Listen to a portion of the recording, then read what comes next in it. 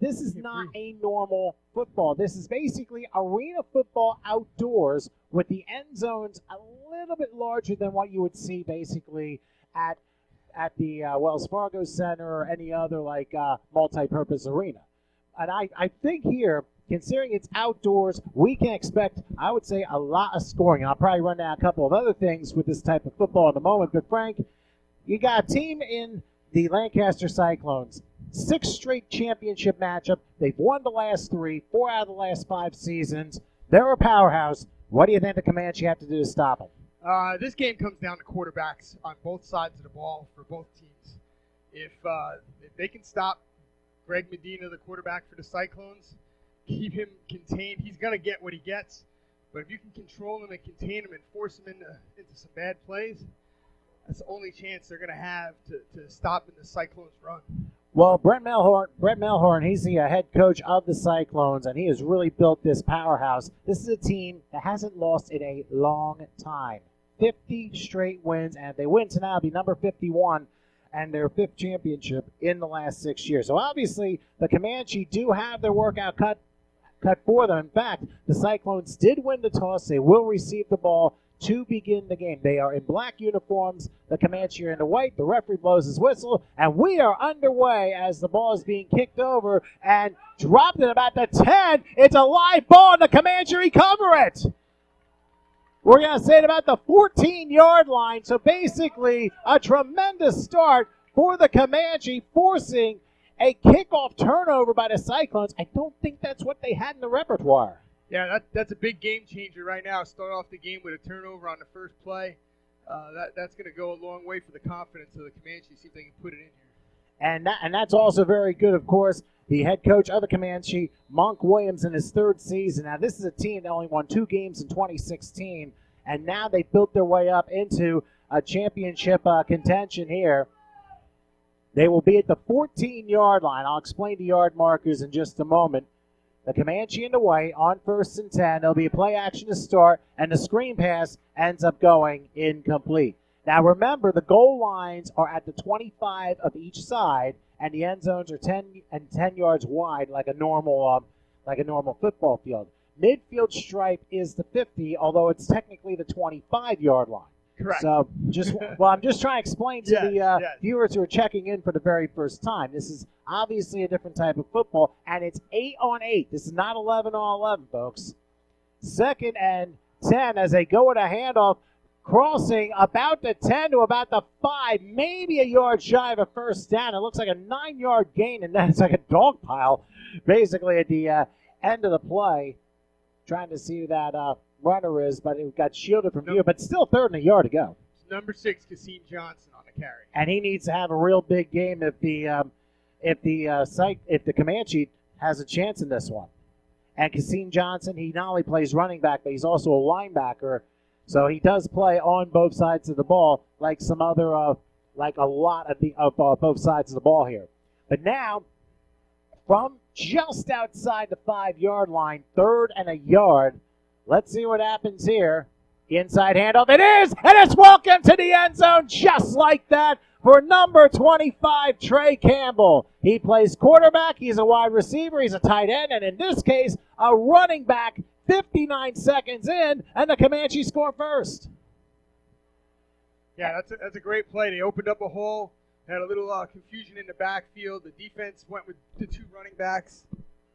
It split out, went both ways, one to one sideline, one to the other, and they handed it to the up back coming right up the middle, and nobody was there to stop them. The linebackers cleared out. All right, and the conversion will be from right outside the 3-yard line here. Now remember, there is no kicking in this league, so it's conversions only. The snap taken, going back, waiting. Let's see if he runs it. He'll lob it. Too high, incomplete. The quarterback, number 11, Brandon Durr, couldn't quite get it to his receiver, and it ends up being 6-0 in the first minute of the game. By the way, just to let you know about that score, brought to you by DMB Signs. When you want quality, as that score was, call DMB Signs at 814-386-3659. So it's 6-0 in favor of the Comanche over the Cyclones. Like I said, like opening kickoff turnover did the trick. So while I go ahead and run down the rest of the sponsors, Thunder Tat Studio, a big sponsor for this game, located in Phillipsburg, Pennsylvania, a versatile tattoo studio with a private piercing room. We're primarily by appointment only, but we'll take walk-ins as time is opened. Again, you can call them between 12 and 9 p.m., 814 area code 342-7047. Again, 814-342-7047. You can also email them, thundertatsstudio@gmail.com. We'll do the other sponsors in a minute as we have a kickoff going to the Cyclones this time as they get close to the midfield stripe and then just over it. I think Ronald Luckenbill was the one who returned that, and now a short field now for the Cyclones, who now get their first chance. Yeah, so Cyclones come out here. Greg Medina at quarterback. He is a good passer. He's got good wheels. He moves in that pocket. He'll buy time for his two big receivers. We'll see what they can do. They put up a lot of points. But once again, if you just joined, it's 6-0 in favor of the Comanche over the Cyclones. So 1st and 10 now. They're going to spot it at the 24, right shy of the midfield stripe. So the Cyclones are in their own territory. Here's a handoff up the middle, and now going into plus territory to about the 21-yard line. Keep in mind, the 50-yard line you see on a normal football field is the midfield stripe as the 25-yard line in this type of football. Yeah, so the midfield's 25, so now you got a 2nd and 6. Still the same first down, 10 yards. You get 4 downs to do it.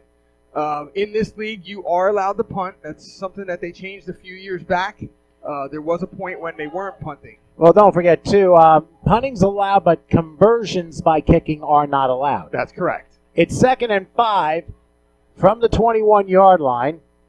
Let's see what Medina decides to do. He's going to hand this off and move into about the 45. Good containment on the part of the Comanche that time. Once again, the runner was Michael Rodriguez. He's primarily running back with a good stop by Mark Anthony.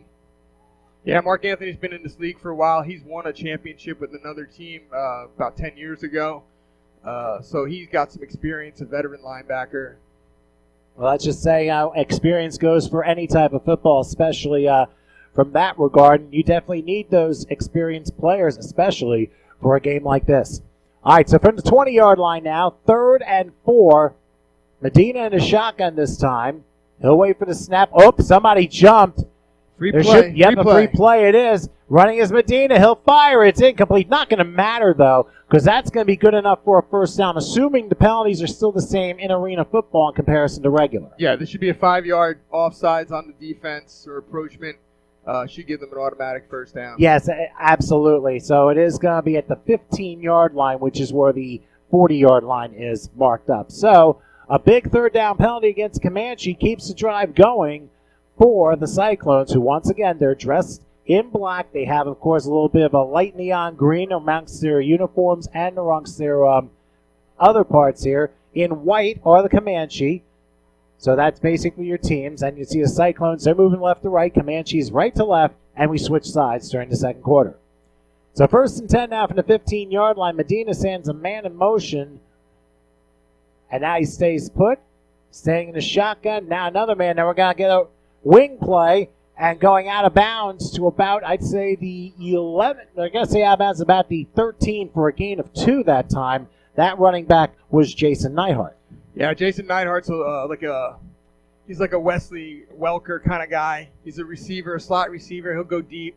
He'll do runs in the backfield. He'll do a little bit of everything for this team. Well, you just made Howard a little proud making a Patriots reference there. Anything to keep Howie happy. Well, he does so much for us, so we got to recognize him at the appropriate occasions here. All right, so 2nd and 8. The ball is just outside the 13-yard line. Medina will line up with a back behind him here and a receiver on each side. Remember, it's 8 on 8. Medina with a low snap. He's going to lob it for the end zone. A little short, it's intercepted in the end zone. Beautiful catch by Quentin Thomas, who read the play that was intended for Michael Stum, and he took it away. That is 2 turnovers in as many possessions for the 3-time defending champions. Yeah, this is unexpected. They don't usually make mistakes like this, especially early in the game. This could be a start of something for the Comanche to get this motivation rolling here. All right, now remember, because the interception happened in the end zone, it is a touchback, and the ball will be moved to their own 10-yard line. So that's where the 35 is on your screen. It is the arena's own 10. All right, so 1st and 10, with the Comanche already up 6-0. They line up double on the right. And now it's a keeper crossing to about the 22-yard line for a gain of 12 and a first down. What a nice job on the part of Brandon Durr, who's really leading the Comanche in the early part of this game.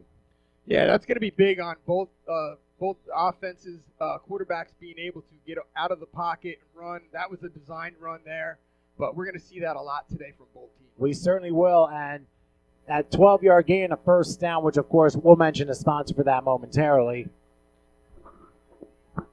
Back behind the quarterback, Durr, who takes a high snap and loses it, and he'll have the fall on it back at the 35-yard line. Ends up being a 12-yard loss. By the way, that first down they received was brought to you by Faded Barbershop, specializing in all of your hair care needs from top to bottom. Look like a new person when you step out onto the field. Tough break there for the Comanche. That could be a turning point here early in this game.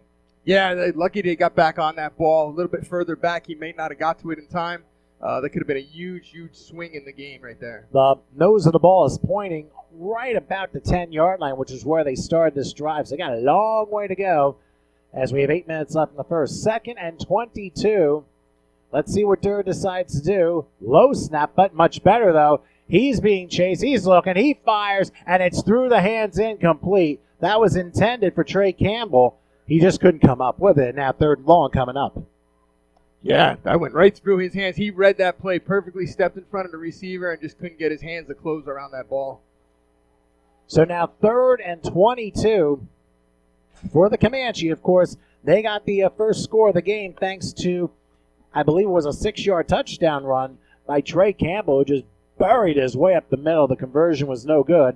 So that's why we're at 6-0. Remember, conversions are not used by kicking. It have to be 2 points or nothing in this case. So here we go from the 10-yard line. Let's see what Durr decides to do. He lines it heavy on the right. Good snap. He's under a rush. Rolls to his right. And down he goes. He lost the football, and it went out of bounds at about the half-yard line. Wow. What a play by the defense of the Cyclones. I mean, that was such a big hit. I mean, the quarterback was tattooed pretty hard there, and that was a thunderous big hit. Yeah, they're going to have to punt here on 4th down, and they got short field. They only got 11 yards to the back of the end zone, so they're going to have to get this punt off pretty quick. Yeah, we take a look at a replay on that one. Actually, we'll wait on the punt, but we will tell you that big hit for all your non-violent tattoo needs. Go to Thunder Tattoos at 814-342-7047. At the back of his end zone, and the punt partially blocked. Let's see where it lands. The official's going to spot it about the 15-yard line. Yeah, it looked like he got his leg, not the ball, but either way, that's fine. There's nothing wrong with that. All right, so good field position now for the Cyclones, who are basically in Comanche territory at the 15-yard line. They've turned the ball over twice. A kickoff at the opening kickoff of the game that was muffed and recovered by the Comanche that led to the 6 points, and then an interception thrown in the end zone. So, needless to say, the Cyclones, rough start, but now they seem to have gotten a little bit more control as to what they want to do. Yeah, so they dodged that bullet there, so let's see if they can put it back together here. 1st and 10 from the 15-yard line here. Low snap. And it's a keeper for Medina who's going to run it to the 10, and he gets out of bounds at about the 8-yard line. That's a gain of 7 on the play. So that forces a 2nd and 3, so you can feel the tide turning a little bit here. Yeah, they're starting to settle down. Maybe they had a little jitters before the game started, but they're looking like the Cyclones again here. Let's see if they can put this in. And that'll kind of confirm that they're back in this. Well, let's also think, I mean, this is just the first half of the first quarter of this game. We've only seen 1 penalty so far. Usually in these types of games, you would expect a lot of 5-yard penalties early, like false starts or offsides. I mean, we saw that earlier with the Comanche, but they were able to recover from that with that turnover. So now Medina works on this. They're evenly dividing the receivers here on 2nd and 3. There's a flag down already. They're going to throw it to right. And the pass, that could have been a score. And there's a flag in the end zone. So we got 2 fouls on the play, one at the snap and one at the catch. Yeah, I think the one at the catch is going to be pass interference on the defense. I didn't see what that was at the snap, though. Well, if there's a formation foul on the offense, they may have to pretend that this didn't happen and replay it down, but we'll see. Yeah, we could have offsetting here. Well, the officials are trying to decide, they were offside, and there was hold. defensive holding. So what's going to happen here is it's going to be a first down on the defensive. I'm assuming for this type of football, defensive holding still results in an automatic first down. That's correct.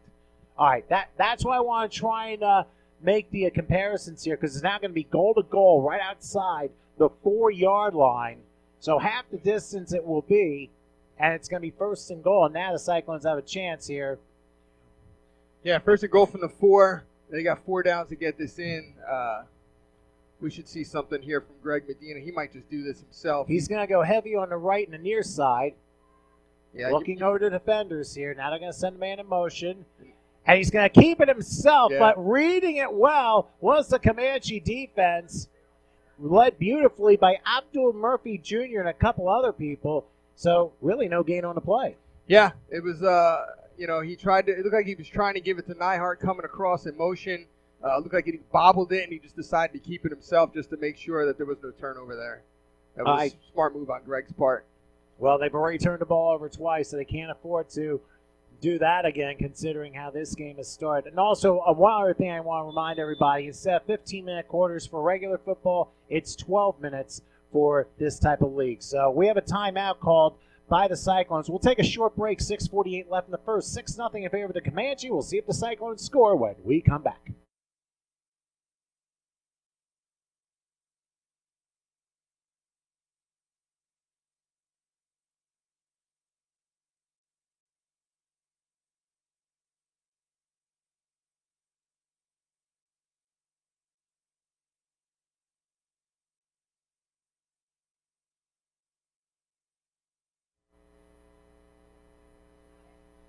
Okay, after this quick timeout, we're back here in Selinsgrove. It is 2nd and goal from the 4-yard line. The Cyclones just took their first time out of the half. Timeouts are the same as regular football. Each team gets 3 per half. They're going to line up a little heavy, almost like a try-back here. Medina all the way in the back here. He's in the middle, and they got a man in motion again. And they'll pitch it out. They'll sweep around to the 5, and I believe he's in! Yep. Neihart again. He did. Welcome to the end zone. Nice job by Jason Neihart, who sweeps around and just breaks the plane to tie the score up.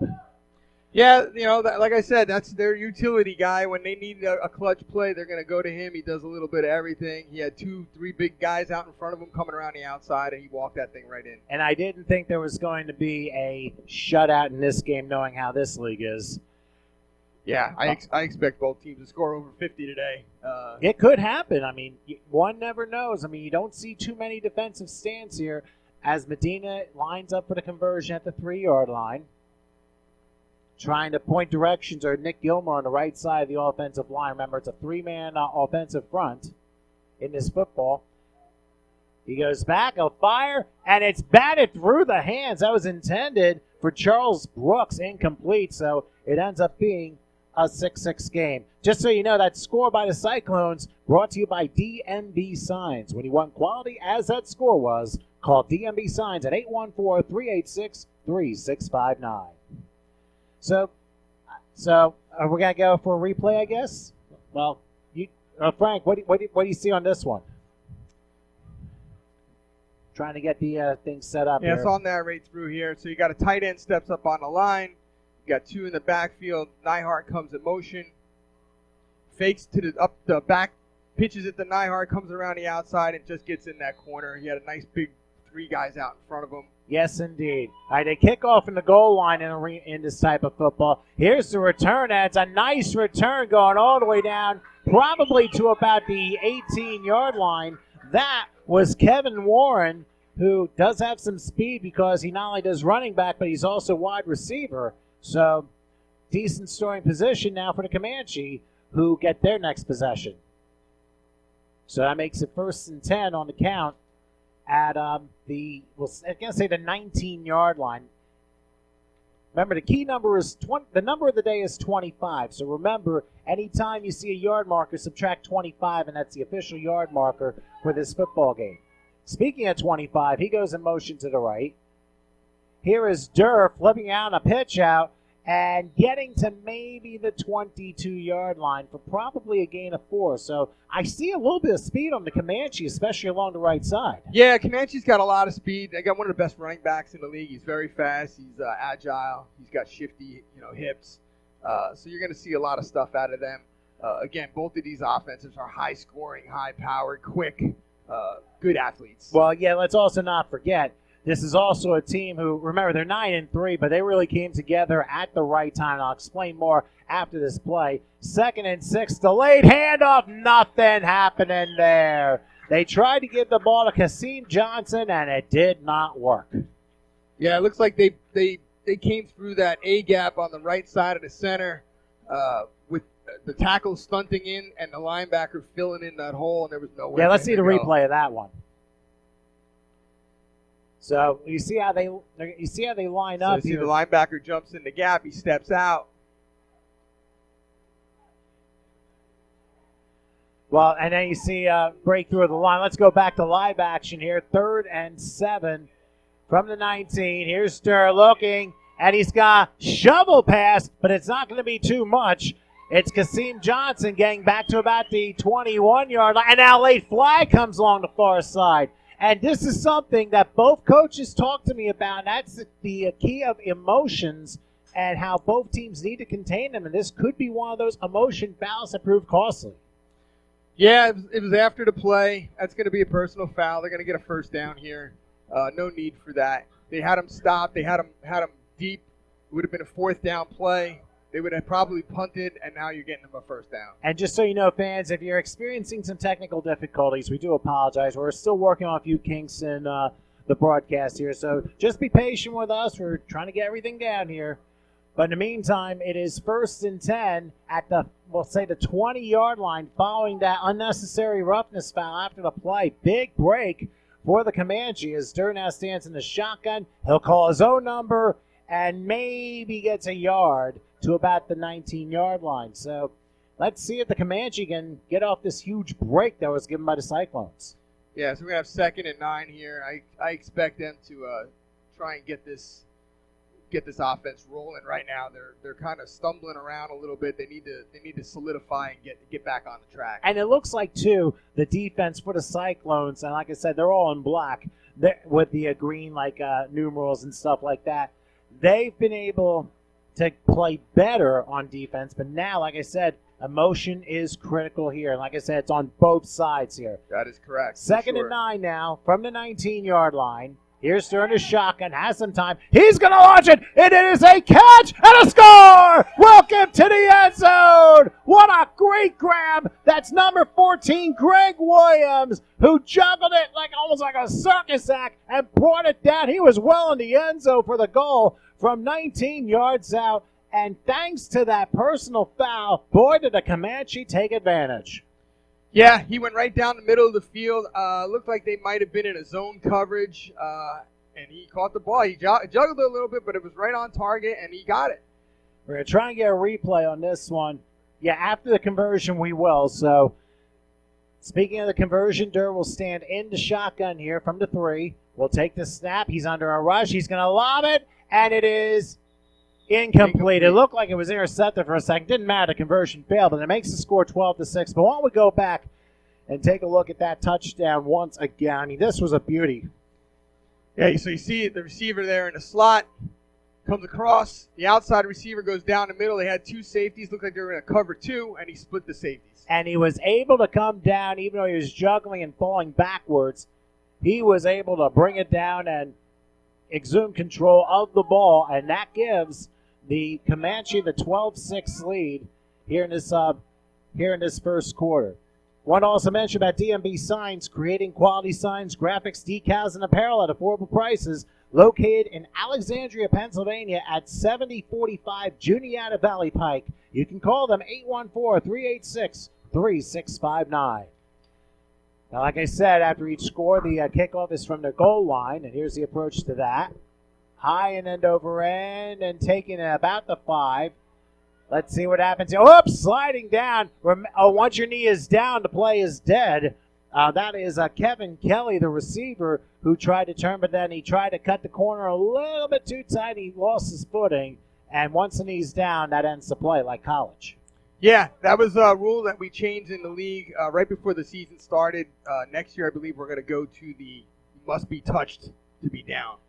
Well, that'll make things even more interesting. So yeah, you can have those somersaults on 4th down where you go over the pile, not have your knee touch, and away you go. Yeah, we used that in the preseason this year, and it was kind of a little shaky, so we decided to get rid of it for the season, but we're going to try and bring it back next Always good to have some adjustments. So the ball's at the 15-yard line for the Cyclones as once again, quarterback Greg Medina lines in the shotgun. They even the receivers out. Now once again, here goes Jason Nyhart with a running start on the left. He's going to throw right. Pass is caught. Nicely done by Charles Brooks, who gets into plus territory. And I believe they're going to line this one up at about the 13-yard line for a first down, which, of course, is brought to you by Faded Barbershop, specializing in all of your hair care needs from top to bottom. Look like a new person when you step out onto the field. Yeah, that was a great adjustment by Brooks. He stepped in front of the defender who had great coverage on him, and that ball was thrown a little short. It would have been picked off if he didn't jump in front of him. All right, so now first down from the right side 13-yard line. Medina's going to call his own number. There he goes to the 10 and tripped up at about maybe the 7. We'll see where they spot it. Yeah, the 7-yard line for a gain of 6. So it seems like now the offense is starting to click a little bit. Yeah, they're gonna go into their hurry up. They do that a lot. You saw right there they ran 2 plays in a row. We should see them starting to pick up the momentum on their offense and try and get the Comanche out of their game plan. They kind of had to change things up a little bit. I mean, like you said, probably going somewhat up-tempo, if you want to call it that. Yeah. So let's see where they decide to line this up. I mean, we're seeing some multiple formations for 8-man. Remember, you got a 3-man front and you got 4 receivers possibly. Once again, they got Nyhart lined up next to Medina on the right this time. 2nd and 4. From about the 7, a low snap, and Nyhart still gets the ball, sweeping around to the 5. He's going to score! Welcome to the end zone once, or is he? They stopped him. Oh, they stopped him. I thought he got in. It looked like he put the ball out, but his foot stepped on the out-of-bounds marker before he got the ball across the goal line. Probably at the 1 centimeter line. And the nose of the ball, basically, you can't get much closer than that. That's like a credit card distance away from the goal line there. Sounds like Cowboys-Raiders Sunday Night Football. Yeah, huh? get the paper out. or maybe even Miami-Notre Dame the same way back 30 years ago when they had to take an index card. If you remember that game. That's right. So, 1st and goal from about the, 1 millimeter line. But, hey, stranger things have happened here, so you can't guarantee a score until that happens. Medina calling the play. Let's see if he calls it himself. Oh, how about this? They hand it off to Michael Rodriguez, and squashing him was Jordan Bell for a 3 and 11-inch yard loss. Yeah, that was good pressure by the defensive line. The linebackers came in, filled in all the gaps, and they just didn't have a chance to get that thing going. I mean, and that's what I said. You can't guarantee a score unless it actually happens. So, tough break now for the Cyclones, but they do have 2nd and goal, and the ball is right outside the 4-yard line. They're down 6 in the final 2 minutes of the first quarter. Let's see what they decide to do here. So, quite a big hit by Jordan Bell. Forgot to pass the sponsor, but we will in a moment. Medina in the shotgun. They line a little heavy on the left, on the far side here. Medina calling the play. Let's see what he does. 2nd and goal from about the 4. Medina snap, being rushed a little. He'll fire. That's an easy goal. Welcome to the end zone, and guess who? It's Jason Nyhart once again. A DMB signed touchdown, and the Cyclones tie the game up. Yep, Nyhart's their guy, right? So they're from the 4-yard line. He comes across the middle, uncovered, and Medina Can we take a look him. at it? Actually, we'll wait for the conversion for that. So that ties the game. By the way, the hit by Bell, we forgot to mention. For all of your non-violent tattoo needs, go to Thunder Tattoos at 814-342-7047. I mean, He tattooed Rodriguez on that play on 1st and goal, but the Cyclones were able to make up for it, and now they're going to try the conversion to take their first lead of the game. This time they send Brooks in a running start. Medina being chased. He's going to lob it, and Zachamarin's intercepted. If he gets returned, it's 2 points. Let's see if he does it. No, he won't. No. He gets about 12 yards short, and it ends up being a failed conversion, but it could have been 14-12 in favor of the Comanche that time, because if a conversion's intercepted, it can be returned for 2 points. I've seen that even when I was in college. I saw that a couple of times where my college ended up blocking an extra point and running it back for 2. Yeah, that was great hustle to get down there and make that play. That wasn't a speed guy. Well, why don't we take a quick break? It's tied at 12 late in the first, so hang with us. We'll be right back.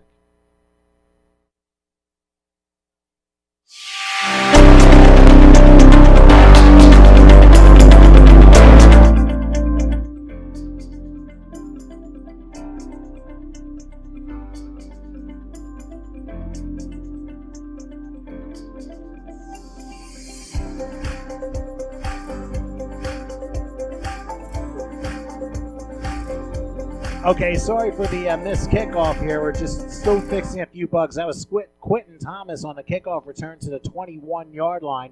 So in a 12-12 game, we're at 12-12 game, the Comanche about to get 1st and 10. So right now, it can go either way here. Yeah, I mean, again, it's 12-12 late in the first quarter. A nice tight game, no blowout. Anybody's game right now. I mean, they're both playing at a high level, and they're taking advantage of whatever chances they get. Coach Melhorn of the Cyclones told me they were prepared for a completely different game in comparison to these two teams playing the final week of the regular season, because there was really nothing on the line back then. It was almost like your Week 17 insignificance in the NFL. I'll explain more. On 1st and 10, they're going to go on an inside handoff and rumbling down to about near the midfield stripe. And Nate Swearingen, running back defensive end nose tackle, he ran like a nose tackle that time to the 24 for a gain of 3. What I wanted to explain is that these two teams played in the final week of the regular season, which the Cyclones won 44-36. But basically, the game was the Cyclones in the very beginning. The first half, they were way up in points, but nice comeback on the part of the Comanche in the second half. They fell, I believe, was 8 points short, but it kept the unbeaten streak alive for the Cyclones at the time.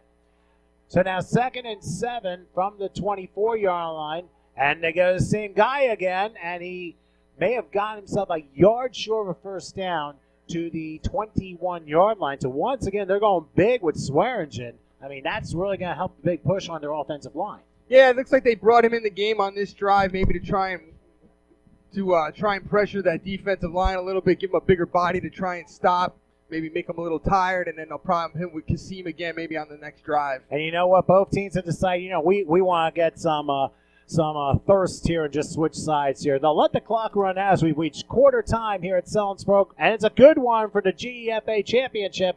Tied at 12 between the Comanche and the Cyclones. We'll take a break and do quarter number 2 right after this.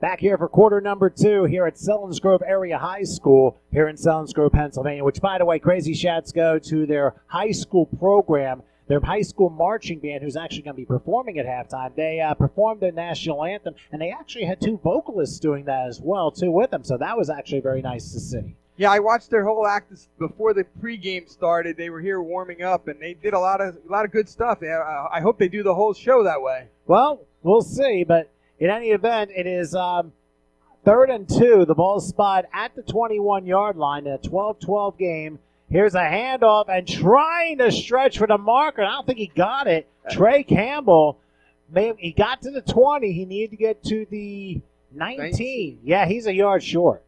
Yeah, I'm trying to see where they're exactly spotting, if it's inside the 20 there or right on the 20. It's on the 20. Inside, yeah. The nose of the ball is just across the 20. Yeah, they need about a yard. So an interesting decision to make here.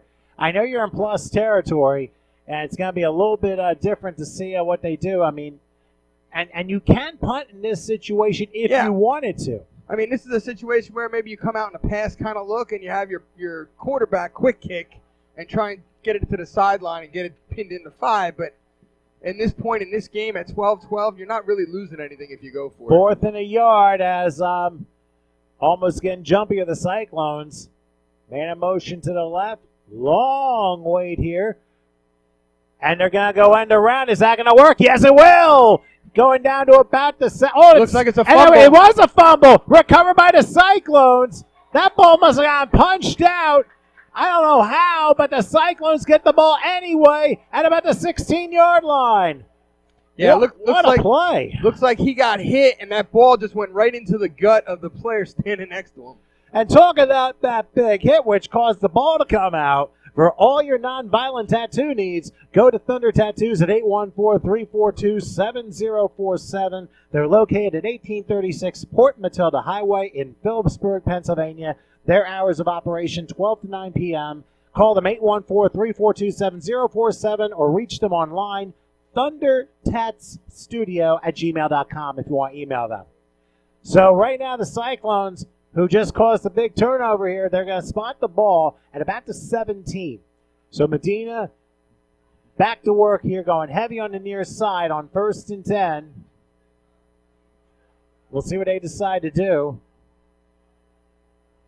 After that big turnover, he goes back to pass. Let's see how much time he has. He's going to take off. Nope, he goes down for a 2-yard loss.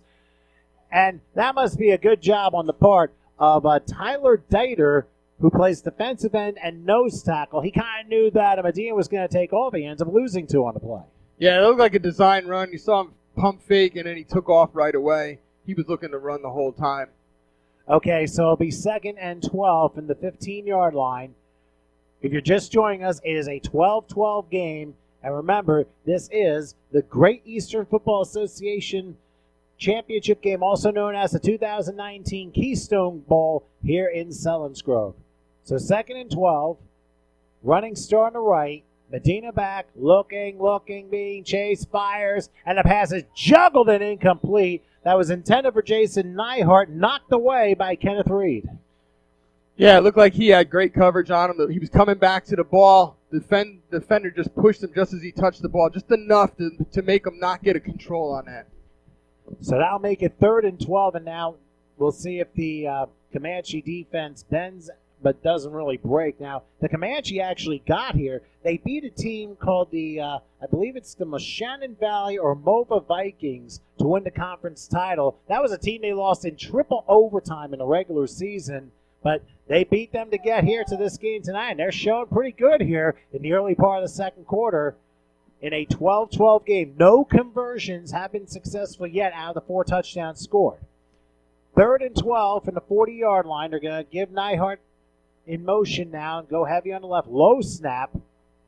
We'll see what Medina does. He's going. Oh, he's going to run. Look out. Crossing midfield, and we'll have the first down out of bounds at the 22-yard line. Well, he's right at that stick. Yeah. The yard markers are moving, but there you go. Yeah, There's he the definitely signal. has There's the first down. He looked like he had just gone it by about half a yard. He needed 12. Looked like he got 13, and he was basically road running toward the sideline. He knew basically field awareness there, and that's what moved the chains. But he didn't look. But they're going to spot the 23 of the Comanche. But I'll tell you what, that was rather close. Yeah. I would have measured. I would if I was Monk Williams, I might have said something to the refs about that. Looks like maybe they could have challenged that spot. I don't know if they do challenges here in this league, but it's 1st and 10. Going to wing around. Michael Stum is going. That's what they call the orbit play. Medina, though, is going to run himself and go into orbit, and he'll get to about the 16-yard line before being tackled by John Bell. Yes, that's going to bring up a 2nd down and 3. So it looks like they're starting to put it together. We'll see what happens here. All right, there's basically, just so you know, a couple different motions used in this league. And you'll see this obviously in arena football as well. You'll see high motion, you'll see orbit motion like you did on that last play with Michael Stum, going around the quarterback and going forward. You're allowed to go forward in motion in arena football, not in regular football. So there's a little bit of a difference here. Anyway, after the 7-yard pickup from the 16-yard line, it is 2nd and 3. And they're going to go high motion there. Back Medina, looking. Will he take off again? And yes, he will. He'll cross it. Oh, he's going to score. What a nice move. Welcome to the end zone. I'll tell you something. Charles Brooks looked like he might have been offside, but they didn't call it. And Medina runs 16 yards for the score and the first lead for the Cyclones today. Yeah, it looked like we had one defender that tried to get him, but he was just too slow to get there. Medina put on the gas, and off he went, and there was nobody else to stop him. A few funky cold moves, and 16 yards later, he is in the end zone. So the Cyclones now, with the 18-12 lead, will get the replay of that one after the conversion, which will stand in the shotgun here. They're going to go heavy on the left. There hasn't been a successful conversion yet. They'll go high motion again. Medina back, looking, being chased, and down he goes. That time he was flattened by Angelo Galetta. So both teams combined are 0 for 5 in conversion, so it's 18-12. Let's look at the replay of the Medina score. Yeah, so here he is. You got the high motion at the top of your screen. He does a curl route. Medina gets pressured, rolls out. There's one guy that tries to get him, couldn't reach him, and that was it. There was nobody else going to get him there. He had his receivers blocking downfield, and he had a whole shot to the end zone. And that was very easy there because the key was the shift over. The key was the shift over, and that's when Medina took off, and that's a big thing for him. Yeah, that's one of the things that he's been doing for years in this league. He is a good runner. He finds those little gaps. He avoids all that pressure. Once he gets outside that pocket, it's hard to get him down. Okay, so now the Cyclones will kick off first lead of the game for them, and they launch it to the far side, and a running start. I mean, a big-time running start, and that's as fast as you can get to the midfield stripe as you can. As a matter of fact, getting down to about the 23-yard line. I believe that was Kevin Warren who had that running start and made a very nice return. I just wanted to mention, folks, a lot of these footballs used in this game, they're footballs used in the NFL and NCAA, and they're produced by one little factory, the Wilson Football Factory in Ada, Ohio. There are tours conducted by factory employees, and they're ready to answer your football manufacturing questions. If you want to visit, it's $5 admission. I'll give you another note in a second on that. 1st and 10. And here's being hit in the arm, incomplete. Good play on the part of James Buckner to hit the arm of Brandon Durr. Wanted to also mention about the Wilson Football Factory, it's $5 admission to go to one of these things. Like I said, all the footballs used in the NFL and NCAA are produced by the Wilson Football Factory in Ada, Ohio, which is also the home of Ohio Northern University. So crazy shouts to folks. A couple of my friends, Melanie and Jessica, are up there too. But if you want to call the Wilson Football Factory to tour, it's 419-634-9901. That's 419-634-9901. Now to 2nd and 10 from the 23-yard line for the Comanche.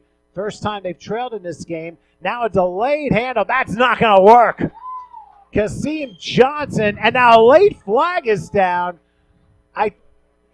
Yeah, that's going to be against the Comanche. After the whistle, the player that was pressuring the quarterback got pushed down. Yeah, why don't we see a replay of that one? I mean, that was a hard hit. So it was a great play by the defense. The nose guard, I believe it was, or the blitzer comes in. He pushes the play to the outside. They stop him, and then number 54 there pushes the defender down from behind after the whistle had blown. After the play was over. So also my friend Erica in North Carolina checking in through Facebook. So crazy shouts to her. I just saw that scrolled up on the screen while everyone's laughing at me here. But anyway, after the play was over, so it should be third down, and they're going to spot the ball all the way back to the 17-yard line. So right now the Seals ahead. Not the Seals. That's the mascot for Selins Grove High School. Throw me a fish. I'm sorry. The Cyclones up 6. Third and very long now for the Comanche. Let's see what Durr decides to do. He's going back, looking. He's going to throw up the pike, and nobody's home. Pass was incomplete, and the nearest receiver was 10 yards away in the name of Dwayne Lee. So I have a feeling we might see our first punt of this game. Yeah, he threw that ball away. It looks like he overthrew it on purpose. There was nobody open. Everybody was covered.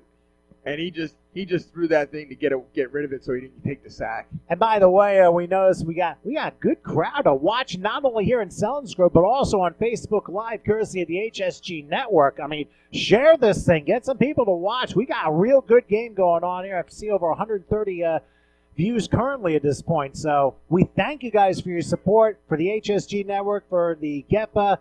We're very happy to have you for this game. All right, here we go on fourth down to punt. And it's a very high punt. I mean, we'll see where they spot it. We'll keep it right here while we see where they spot the football. But the Cyclones will get the ball back, and I think they're going to say 7-yard line. Yeah, it looks like the 7. Yeah, the 7-yard line looks like a fair spot, so it'll be 1st and 10 there. Of course, the Cyclones with the 18-12 lead. I mean, so far, we're almost a quarter and a half through this game, but what have you seen? Yeah, listen, I'm a little bit surprised at the low score. 18-12 is a little bit lower than what I would expect between these two high-powered offenses. The defenses are playing well. Maybe a little nerves on both ends. I don't know, but definitely a good job by the defenses to keep this game low scoring. I see Camden Krause has checked in. Thank you for those compliments here, and hey, tell your friends about this broadcast if you're enjoying it. So 1st and 10 for the 7-yard line, and we'll see what the quarterback Greg Medina decides to do. And Howard, I know your brother realized I was going to use that reference one way or the other at some point. So now that's done. 1st and 10 for the 7. They're going to go high motion here. Medina back, looking. He's going to fire it to nobody, incomplete. The nearest receiver was Jason Nyhart, but good pressure on the part of the Comanche defense. Yeah, it looks like he just threw that ball away. He knew he couldn't get it to Nyhart. He didn't want to take the sack. He couldn't get away from the pressure. All right, so 2nd and 10 now from the 7-yard line. This has been a good one. By the way, for the Cyclones, Jason Nyhart, he has 2 of the 3 touchdowns. The other, of course, the quarterback Greg Medina, who had the last score from 16 yards out. I understand. I just got a text on my phone from Tammy, who lives about, I guess, 45 minutes away. I forget if it's in Lewisburg or Lewistown or Lewis something. Lewiston? Might have been Lewiston. She's checking in too, so crazy shouts to her. Glad you can join us here on the HSG Network. 2nd and 10 from the 7-yard line. Going to go a little high motion, and the pass is caught, but not going to be for much. But I'll tell you, he's not stopping until the whistle blows. Probably to about the 11 for a gain of 4. I mean, there was talking about 8-on-8 action. It looked like 7 players against 7 defenders, and we had it look like a rugby scrum on the far side. I was just going to say, that looked more like a rugby scrum than anything else. So it still was good enough for, I believe, a gain of 4, but it ends up being 3rd and 6. And this is going to be a big play now, because right now, you can see the Cyclones, they have the momentum. But remember, the Comanche had the momentum early on. So if it swings back and forth, you know we're going to have a good game going into this final quarter. But we're about midway second, about 7:20 and counting till halftime. Yeah, this is a big play here for the defense. If they can get a stop and get that ball back before anything else happens, this could be something that gets the Comanche back on track. 3rd and 6 from the 11-yard line. They send Matthew Tavares in motion for a block on the left, but he could receive, but we'll see. Empty backfield here for Medina, who calls his own number, and he's going to get the first down more. Crossing midfield, and he's going to take off for State College. Penn State is going to have a ball with this guy. Welcome to the end zone. What a beautiful run by Greg Medina, who basically blasted through from, I believe it was like 37 yards out. We're going to see a replay of this one after the conversion. Yeah, that was the design run right from the start. They have so many weapons. Everybody's watching all the weapons on a 3rd down play, and he just took that ball right up the hole and down the sideline. 39 yards. An impressive run by Greg Medina. I mean, remember, they were at the 7. They got to the 11, 3rd and 6. Greg calls his number, and you know what? He did the rest. His second touchdown score of the game. He has one passing touchdown and 2 rushing touchdowns. So Greg piling up the points. It's now a 2-score game. We'll show you the score again after the conversion. They send Neihart in motion for the conversion. See what Medina decides to do. He'll take it himself, looking as time. Let's see if he runs it again. He will, and I think he got in. Yes, he did. Yes, he did. A late call. It is 2 points. So that makes the score 26-12. That's a 1-point. Oh, it's a 1-point conversion. Yes. So in this league, the way the extra points work explain that if you don't mind. It's 2 points for a pass, and it's 1 point for a run. And that's one thing I did not know, so I apologize to the You do it from the same spot. Let's look at a replay first of that touchdown for Medina. Okay, so here you go. It's going to be design run. You got 2 receivers. They do a cross route, and they pick up their men, and they block it, and then Medina right down the sideline. There's nobody going to stop them. Yeah, and it was good. They were in man coverage. They had nobody back there to stop them. Yeah, beautiful run by Medina. So thank you for sharing that with me. So it's 2 for a pass and 1 for a run. That's why it's 25-12. Now. Oh, it looks like a little razzle-dazzle play on the part of the Comanche, and it ends up going into the ball of Abdul Murphy after a flip from Kevin Warren.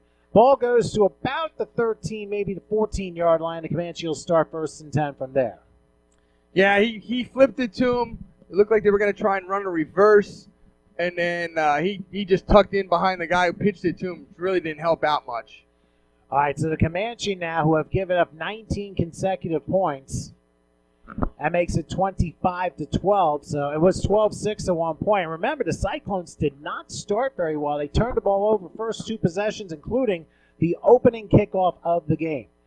Now on 1st and 10, there's a handoff and trying to reverse field and going to maybe the 15, possibly the 16, as being pinballed around was Kasim Johnson before the Cyclones basically caused damage in the backfield.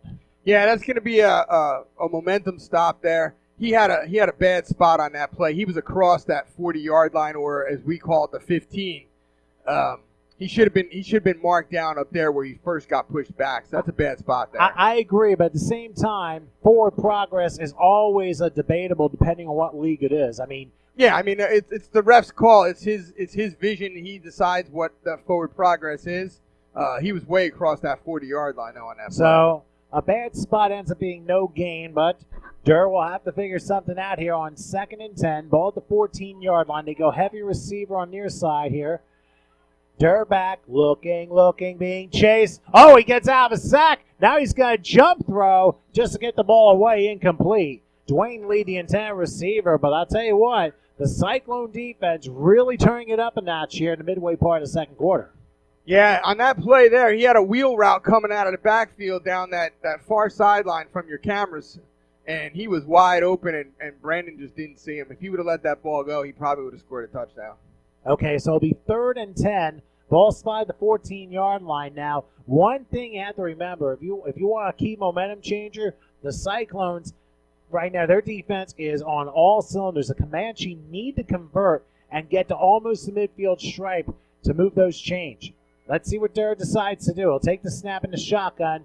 He'll roll up, looking. He's got a chance on the side. Oh, incomplete, but they're going to call flags on both sides. That would almost seem to be uncatchable, but Dahon Farrell ended up throwing down the intended receiver, and it looks like the big break that the Comanche needed, they are going to get. The intended receiver was Greg Williams. That pass was a bit too high, I believe, but the officials, they thought otherwise, and it's going to be a 1st down. Yeah, it looked like he was adjusting Let's his route. watch a replay on this. Here we go. If you can see here, you'll see he's running that post route, and then he tries to adjust to the ball here.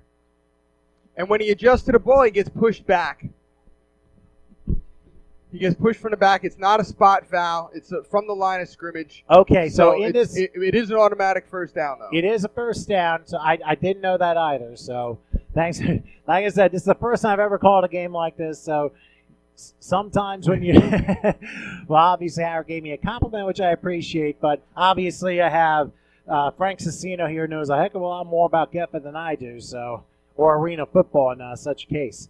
So, key first down here as Durr will throw a screen, and that pass caught and bounced into about the 21-yard line is Kevin Warren. So, you have to remember, like I said, pass interference is only a 10-yard penalty and not a spot foul like you would see sometimes in college, but all the time in the NFL. Yeah, and that's why you teach your DBs. If you're beaten, they're going to score a touchdown. Just take them down. You know, you don't have to do it violently where anybody gets hurt, but you just get in his way and you get that penalty and you take the 10-yard and a first down and you live to survive another day. And here that is a 5-yard gain, so the ball's at the 21-yard line. 2nd and 5 from there. During the shotgun again. Heavy far side this time. The handoff. No, he's keeping him himself. And they'll cross the 15. Spin around and crossing to about the 10-yard line. Durr stumbled his way for about 14 yards there. And that might be goal to go. By the way, considering we've missed a few first downs, those have been brought to you by Faded Barbershop, specializing in all of your hair care needs from top to bottom. Look like a new person when you step out onto the field. If you want to check them out, you can call them 570-241-0277. And by the way, they've got some Sunday specials as well. I'm going to have to mention those momentarily, but they're located 114 East Front Street in Berwick, Pennsylvania. Again, their phone number 570-241-0277. First thing, I believe it's goal to go for the 10-yard line. Yes, indeed. They're going to hand it off. Oh, not going to happen this time because they handed it to Kevin Warren, and he ends up losing about 2 on the play. By the way, Faded Barbershop, they specialize in eyebrow shaping, hot towel, straight razor clean shave, beard lineup, regular haircut for veterans, and I think they do that on Sundays. They also have senior citizen haircut, custom hair design haircut, men's, child's, and women's shampoo and haircut, men's head shave, and it says something like shape up. I think I could use a little bit of a shave of my hair, but then again, just got mine cut a couple weeks ago. Yeah, so we got 2nd and 12, or 2nd and goal from the 12 here. Yeah, indeed. Let's get back to the action here. Sometimes you get a little too carried away in the sponsors, but you got to get them in there somehow. During the shotgun, they go heavy far side. Durr back. He's going to float one. Too high, incomplete. That was intended for Dwayne Lee. But again, it's the Cyclones churning up the pressure here. Yeah, he had a corner route running there. Looks like he had an under coverage and an over the top coverage. He was trying to squeeze it in, just couldn't get it there. He knew not to squeeze that in. He kind of threw it out there and hoped that his guy would go get it, but it just wasn't going to happen. Okay, it'll be 3rd and goal now from the 12-yard line. This is obviously goal to go. You got to try and score because you cannot get points on a field goal in this particular situation. They hand this off, crossing the 10 and going out of bounds at probably the, it looks like inside the 7 8. or 8. Yeah, it's hard to tell. Yeah, it's a gain of 4, but that forces 4th and goal from the 8. And now, obviously, you have to go for it because remember, you can kick for punts, but not for points. That's correct. So they're going to go for this. It's 4th and goal from the 7-yard line, we'll call it. And this is a big play. This is a game changer here. If they get this score, they're right back in it. I think the game changer was when that fumble occurred on 4th down, which the Comanche converted, but the fumble happened right after the first down happened. Here we go, 4th and goal from the 8. Durr back. Let's see how much time he's got. He's got float end zone. Wide open man. Welcome to the end zone. Greg Williams with the grab, an 8-yard score, and now the Comanche are back in this a little bit. Yeah, so he came all the way across the back of the end zone. Brandon Durr bought some time, and he found his receiver in the back of the end zone behind the defense in a little gap. Beautifully done from 8 yards out. The touchdown, by the way, sponsored by DMB Signs at 7045 Juniata Valley Pike in Alexandria, Pennsylvania. When you want quality, as that score was, call DMB Signs at 814-386-3659. Again, they create quality signs, graphics, decals, and apparel at affordable prices. So now the conversion. We'll see if they run for 1 or pass for 2. And they're going to try and run it. And is it going to work? I don't think. No, he's a yard short. They gave it to Kevin Warren, and he fell short, so it ends up being 25-18. Can we check out that 4th down touchdown once again? Yeah, here it is so, right here. So here you go. You got 3 receivers to the left. You have a wing to the right. You got the drag across the back of the end zone. Brandon Durr finds him sitting there behind the defense. And good block before the pass. That gave Durr the time he needed to make that score happen. But now you can tell that they're back in the game. They're only down 7. So it's still a one-score game if you think about it. Yeah. It's, you can get 8. You can get up to 8 on a score. So it's 18-25. So they get 8 on the next one. They're up 26-25. So they're right in this game. Yes, indeed. Now, I don't know, it'll be too early to try and pass for 2, but whatever the case may be, I mean, you just take whatever points are given to you at this point. So that's really the best thing you can do. So with that score and the Comanche down 7, I mean, they're hanging in there. We had a feeling they would. Let's see what they decide to do with the kickoff. And it's launched. It's looks like I'll head to the other goal line. It's about 5 yards deep in the end zone. All right, let's see what goes. Oh, going to the left, crossing the 15. Oh, what a hard hit. Oh, that was a 5-6 on the Richter scale there as Jonathan Julio, who's a quarterback and a wide receiver. Whoa. Let's just say a free sponsor there. Yeah, he got hit by number 58, Jake Stout. Watch this. He takes it 5 yards deep. Return to his sideline. He comes here. He got a lead blocker. Just runs out of room, and it's a helmet-to-helmet contact right Almost looked helmet-to-helmet to me. Whatever the case, he was tattooed, and you know what that means. For all of your non-violent tattoo needs, go to Thunder Tattoos at 814-342-7047. Now they're going to spot the ball at the 20-yard line, and the Cyclones, who lead by 7, let's see what they do this time again with Greg Medina. They've scored the last couple times they've had the ball. It seems like the last 3 possessions they've had the ball, especially after getting their defense to force a turnover. They're evenly divided this time. Medina, he's back under a rush, and he throws a screen across midfield and gets a few yards on the play. That was Matthew Tavares, the tight end, with the grab, and it looks like a gain of 6. Yep, it's going to be second down from the 24-yard line. They ran a screen. The offensive line just let all 3 defenders come in on the quarterback, and then they dumped it out to the flats, and they had 2 blockers out there. Crazy shouts, by the way, to Brandon Kane checking in, obviously complimenting us here. And, I mean, hey, we're doing the best way you can here, but, hey, there's still a lot of time left here in this game. I mean, there's still, as you can see on the clock on the bottom, 3:21 till halftime. It's only a 7-point game. This is, I mean, things can change very, very quickly. I mean, you're 8-on-8 football on a small field. Anything could possibly happen. Yeah, I mean, you can get 3 scores in a minute here easy. That's just the way the nature of this game is. Well, that's why it's more of a case of arena football. All right. High motion there as Medina back. He's got to take a shot at the end zone, and it is intercepted in the end zone. An ill-advised throw and a touchback. Abdul Murphy Jr. caught in the back. I tell you, Medina really got rushed there. The Cyclones are thinking that, wait a minute, that should not have happened, but turns out the officials never threw a flag. There is a flag down. There is? Okay. So here's the deal with this, right? In this league, you are allowed to push the receiver as many yards down the field as you want, as long as the ball is not in the air. And so that's a judgment call by the referee to say whether that ball left the quarterback's hand before he pushed that receiver Never down. saw it thrown, and you're absolutely right. We saw it along the near side, and that's exactly the explanation there. So the interception by Abdul Murphy, throw it out because of the pass interference 10-yard penalty, and an automatic first down now at the 14-yard line of the Comanche. Big break for the Cyclones, but as you said, judgment call, and they've been pretty even so far. Yeah, that was again, that was close. Bam, bam. As soon as it released out of his hand, he got hit and he fell, and that's when they threw the flag. Half a second earlier, it's not a penalty. Medina will take the snap. He's under arrest. He'll lob it for the end zone. It's a score, and a great catch again. It's welcome to the end zone. A tremendous grab by number 25, Matthew Tavares. That touchdown, another DMB Signs score. When you want quality as that score was, call DMB Signs at 814-386-3659, creating quality signs, graphics, decals, and apparel at affordable prices.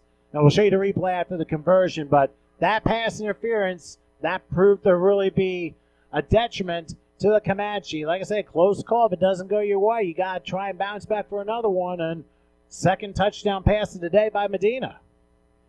We'll see what they do here on the conversion.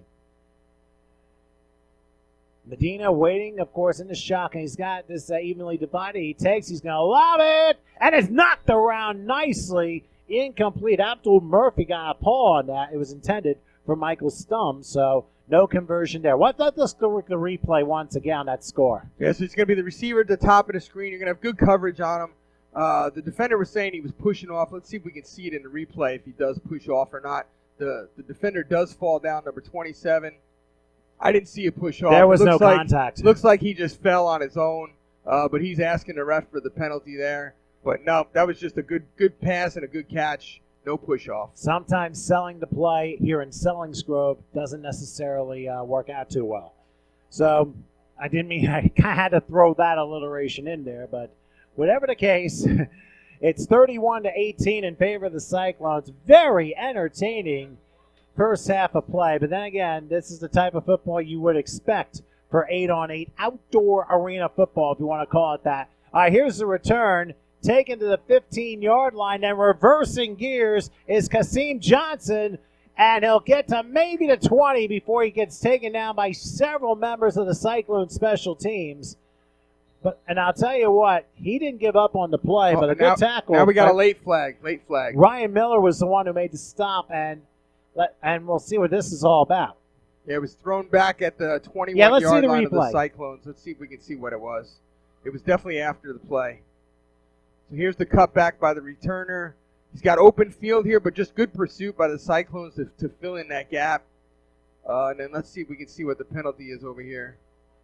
I see nothing. Yeah, it might have been at the end of the play, but I didn't see it, but the flag came in after the whistles were blown. And it's against the Cyclones because they are moving it in plus territory to the 20-yard line. So looks like they call it unsportsmanlike against the Cyclones. So good field position. The Cyclone 20-yard line, 1st and 10. Let's see if Durr can do something here. And they're going to bounce. Oh, there's some room now for Kasim Johnson, who gets to about the 10. Or actually, I'm going to say the 11. He's about a yard short of a first down. But once again, you got to take advantage of whatever gift you're given. Yeah, that was a nice run. He found the crease. He hit the crease full speed, and then he took off right up the middle. Good play on the offensive play calling. 9-yard pickup for Johnson. I'll tell you, when he gets his motors running, he can be a very fast player. It can be very hard to catch. So 2nd, and we're going to say about 1.5 yards. I mean, you could go big and try and bust through to go goal to go. Say that 3 times fast. But instead, they pass it to the 5, and I believe a score. No. He's out maybe at about the 1. Yeah. That's Greg Williams, who caught it, and I think got pushed out maybe at the 1.5 yard line. And there's obviously no guarantee as to anything scored, but now a timeout's going to be called by the Cyclones. Let's take a quick break. 31-18 Cyclones. Will come right back.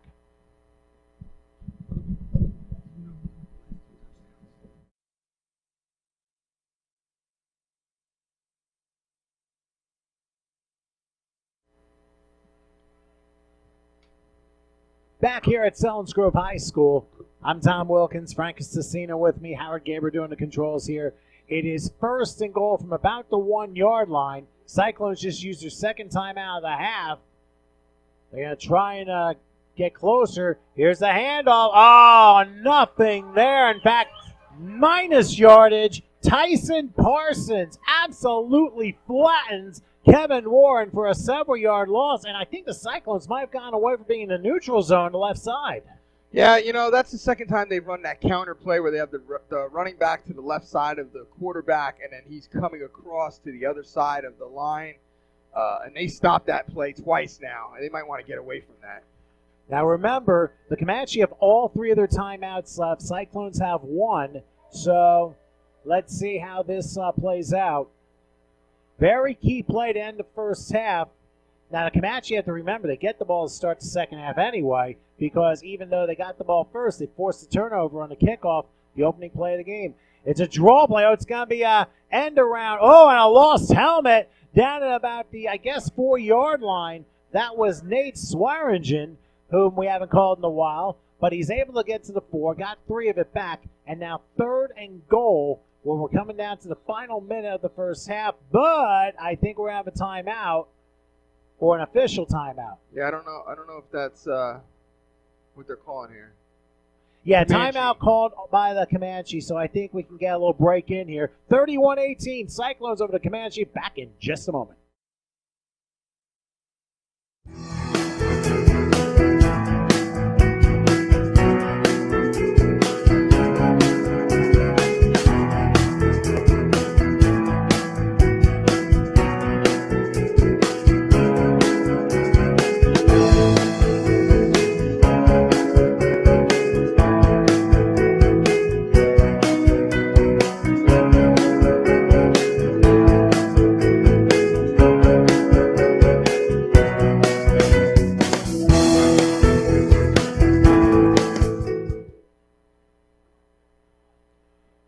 Okay, we are back exactly 1 minute till halftime. I think it was also the 1 minute warning which occurs in this league. Third and goal. Back goes Durr, looking, lobs for the end zone, and it's batted away incomplete. Good play on the part by Johnny Pabon, who was able to knock it away from Trey Campbell, the intended receiver, as we're down to 55 seconds till halftime. Yeah, now they got a fourth down and goal, and they need this score before they go into half. They got to get this. They got to get this score if they want to stay in this year. All right, so it is fourth and goal from the 4-yard line. Cyclones up 13. A big play here for Durr and company. They go heavy on the near side. Yeah, if they got a special play to get a touchdown, this is where they want to use it. Good point. Durr will call his number. He'll walk in. Welcome to the end zone. Brandon Durr. Hey, that's a special play, and it's a special touchdown sponsored by DMB Signs. When you want quality as that score was, call DMB Signs at 814-386-3659, creating quality signs, graphics, decals, and apparel at affordable prices. So that makes it 31-24 with a conversion to follow. And I'll tell you, once again, a gutty fourth down call, and so far, I haven't seen a turnover on downs yet on fourth down, with the exception of that fourth down play where the Comanche got the first down but then fumbled right before the play ended. Yeah, the Comanche have punted twice, but have never been stopped on a fourth down, and neither have the Cyclones. So obviously, quite an entertaining first half, to say the least. 5 touchdowns to 4 in favor of the Cyclones. Here we go on the conversion. Durr back looking. Lobs for the conversion. And is it caught? Or is he out of bounds?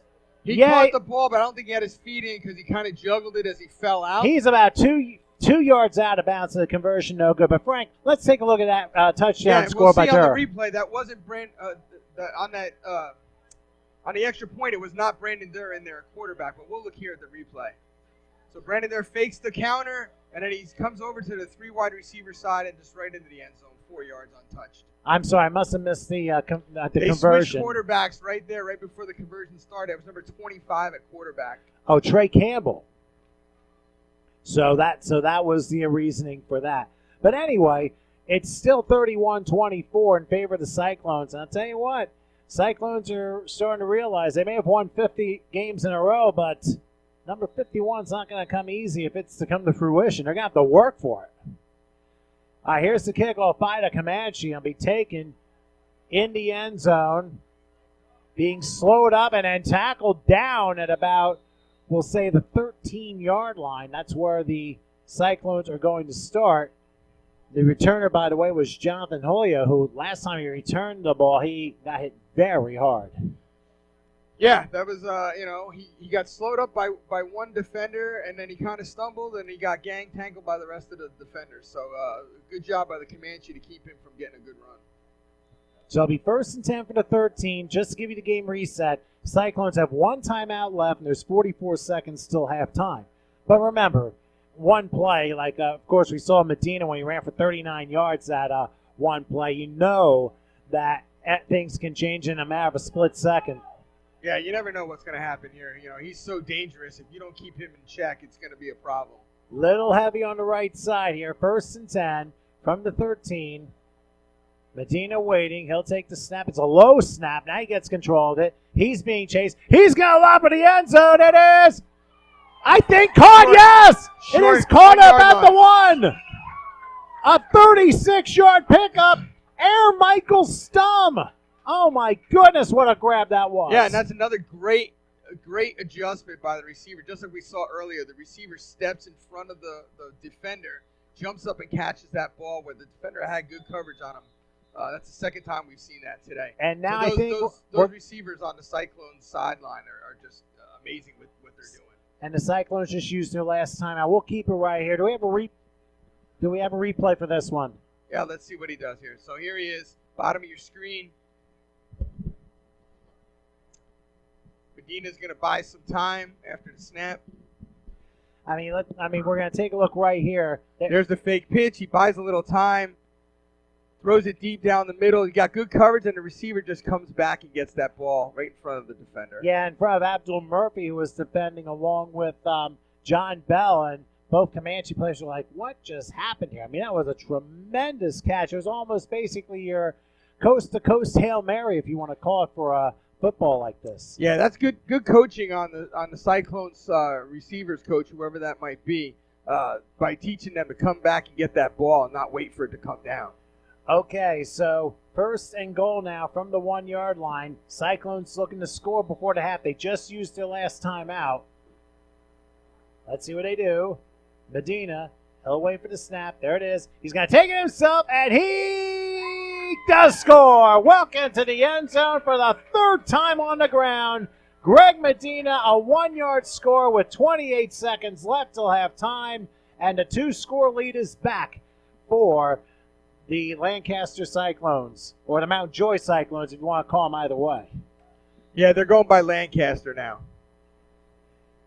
So we'll see what the conversion is now. I'll tell you, they've scored on pretty much almost every play, or almost every drive, if you want to call it that. That's why, when you were writing down the scores, Frank, I knew you were going to need 2 sheets for this one. Oh, for sure. Might need a third if the second half lives up to the first. We'll just say that. All right, the conversion with Medina all by himself, and they basically 4 wide set. Yeah, one hopper. He's going to take the snap, and he's going to throw it too high, incomplete. They were trying to get it over to Jason Neihart, and it ends up being no good. So 37-24 to score. Let's look at that replay one more time. So it's just a basic quarterback keeper, right up the middle, following his running back. 1 yard should be easy to get in this league. You would think so. And I mean, remember, Durr, he was the one that had on 4th and goal, and he basically called his own number on a sweep. So this one was more of an inner within the line type run, and that's why the offensive line kind of helped in regards to Medina's scoring. There have been so far 6 scores, and Medina's been involved in 5 of them. 3 on the ground, 2 passing. Yeah, I mean, again, when the offense is rolling, it's usually because of Greg Medina. Indeed. All right, so in the end zone, taken back by the Comanche. We'll see what they have to give here. Oh, they have a break. Crossing midfield and getting out of bounds. Maybe at the Cyclone 20. Maybe a little bit deeper than that. Kevin Warren on that carry. Looks like they're going to say probably, they're going to say the 20. And with 21 seconds till halftime, you got 2 timeouts. You can probably devise a couple of good passes here. Yeah, I mean, 2 timeouts, 21 seconds. You got 20 yards to go. You can probably get 3 or 4 plays off here. I really do think so. They just got to keep in mind the sideline's their friend at this point, but they can throw up the middle if they need to because they do have those 2 timeouts to use. So during the shotgun, they're going to go triple on the near side on 1st and 10. Play fake, looking, firing. I thought he was hit, but a pass is caught inside the 10. Gotta get the timeout. Down to the 8-yard line. Yeah, there's your timeout. Nate Swearingen able to make the grab, so it's 1st and goal from the 8-yard line down to 14 seconds till halftime. So I think that was a smart play. And now they're going to make the official timeout call, and we'll keep it right here.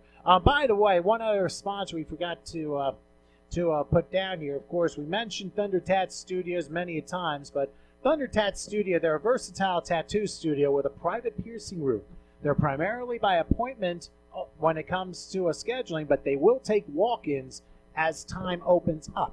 They're located at 1836 Port Matilda Highway in Phillipsburg, Pennsylvania. Their hours of operation between 12 and 9 p.m. Call them for an appointment, 814-342-7047, or email them thundertatsstudio@gmail.com. First and goal from the 8 with 14 seconds, still have time. Durr lining things up. They're going to run it. Bouncing off one tackle to 5 to 4. They're going to have to call timeout right here as Kasim Johnson gets inside the 4. Now you got 7 seconds to play with, so that's 2 passes possibly here. And remember, here's the one thing you got to remember about the Comanche. They get the ball to start the second half. So if they score here and they score to open the second half, voila, you got pretty much a 1 point, maybe a tie game on your hands. Yeah, he should have tried to get out of bounds there. He had a shot to get to the sideline, and he turned that ball up trying to get to the end zone. I get it. You're trying to get that score. But if you could have got out of bounds and stopped that clock, you would have saved that timeout and bought you a little more time to get that touchdown. Okay, so it is 2nd and goal from the 4-yard line. I mean, this is very entertaining, to say the least. I mean, I'll put it to you this way. A lot of times I'm starved to call welcome to the end zone when it comes to other leagues. Here we've called it like what? Like 10 You'll lose your voice calling touchdowns here. Yeah, like that's 10 already, and this could be number 11. We'll see. Now both teams are out of timeouts. So Durr's got to have to come up with something here. Yeah, he's got to get rid of this ball. He can't take a sack here. He's got to throw it away if he can't get it in the end zone. Yeah, but got 2 shots at it. Here's Stir. 2nd and goal. Has time. He'll fade route it, and it is incomplete. It would have been out of bounds anyway. Intended for Dwayne Lee. He threw it a little bit too hard, but you have 2 seconds left. You got 1 more shot, so you might as well make this, we'll just say 4th and goal for the heck of it. Unless there's a defensive penalty, of course. That's correct. That was a good play by the receiver. He actually kept his 1 foot in, and in this league, you got 1 foot. It counts here. So if he would have caught that ball, he would have had that touchdown because his right foot was in bounds. Well, so basically in this league, if you catch the ball 1 foot, it still counts like in college? That's correct. 1 foot is a catch. Okay. Just want clarification. All right, here's the last play to have. Durr, he's going to call his number. There it Hole, is. and he's going to score. He does a backflip, and it's welcome to the end zone. Durr plunk. 4-yard touchdown run on the final play of the half. Now, will they still do the conversion even if there's no time left? Yeah, they have to do the conversion. Because remember, I think in college you can't, depending on what division. Here you do. Okay, so they'll get a chance. They'll be down 7 minimum, actually 9 minimum if the conversion goes right. It's returned for 2. That's the only thing that can really go wrong here. That's correct. So we got 37-30 right now. We'll see if they get this conversion. I know sometimes it almost looks like a college basketball halftime score, but this is what this type of league is. Arena football, Gefa football, such as this. Like basically you're playing outdoors in arena football. So let's look at the conversion for the final play of the first half, and then we'll get a replay for Frank to check out. And again, new quarterback here, going back, looking, will have to fire too high and incomplete. So the halftime score is Trey Campbell was quarterback. Oh, there's a flag down. Hold on a second. There's a penalty flag down. Shall we check the replay? Oh, defensive holding, so they're going to get a chance at conversion again. Yeah, they're gonna give him half the distance to the goal line here, so they'll have 1.5 yards to go for that extra point. By the way, once we get to halftime, you're going to get a chance to see the Selins Grove High School marching band perform. So your halftime entertainment here for the Gefa Keystone Bowl halftime here tonight here in Pennsylvania. So they'll try the conversion again. With it being half the distance, they're going to spot it at about the 1.5. So they're going to get a chance to maybe get to within 5 as we go to half. So we'll wait on that touchdown replay in a moment, but I'll tell you what, it was quite a hit Durr took. Let's see what happens here. Once again, they will have Trey Campbell at the quarterback here. They'll take the snap. He's going to run it. Will he get in? He does! He got in. He gets the 1 point for running, and it's a 6-point lead for the Cyclones at the half. What a nice job by the Comanche coming back to end this first half. Can we see that replay of the touchdown one more time? Yeah, so here you go. You got Brandon Durr from the 4-yard line. He's going to call his own number left side. He fakes that handoff again, and then he just takes it out. Great blocking by his receiver downfield at the goal line. That was great block.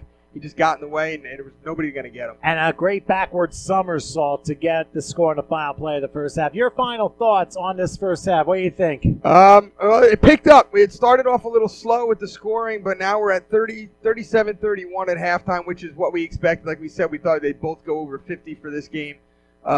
Defensively, they're both doing what they need to do because both these offenses are hard to stop. So we'll see what happens in the second half. I expect more offense. Just what the doctor ordered. All right, your halftime score here from Selinsgrove Area High School. It's the Lancaster Cyclones 37 and the Upper Dauphin Comanche 31. Stay with us. We will have the Selinsgrove High School band perform for you at halftime. Meanwhile, we'll go ahead and take a snack break, and we'll come back for the second half after this. Meanwhile, enjoy the Selinsgrove band coming your way in a few moments.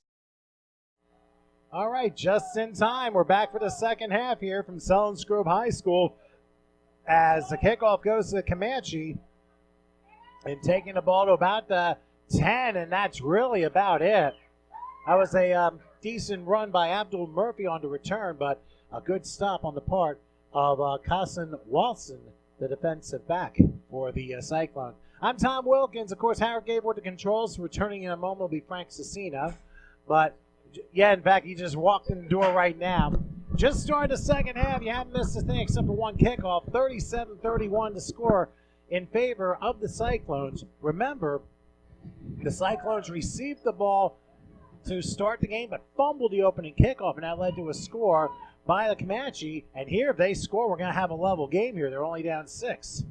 Here on first down, they got a hand up the middle. Look out! Crossing to the 23-yard line is Kasim Johnson, and that's going to be a first down for the Comanche, whom I had a feeling they were going to hang around in this game, and so far, I'll tell you, Frank, they've done just that.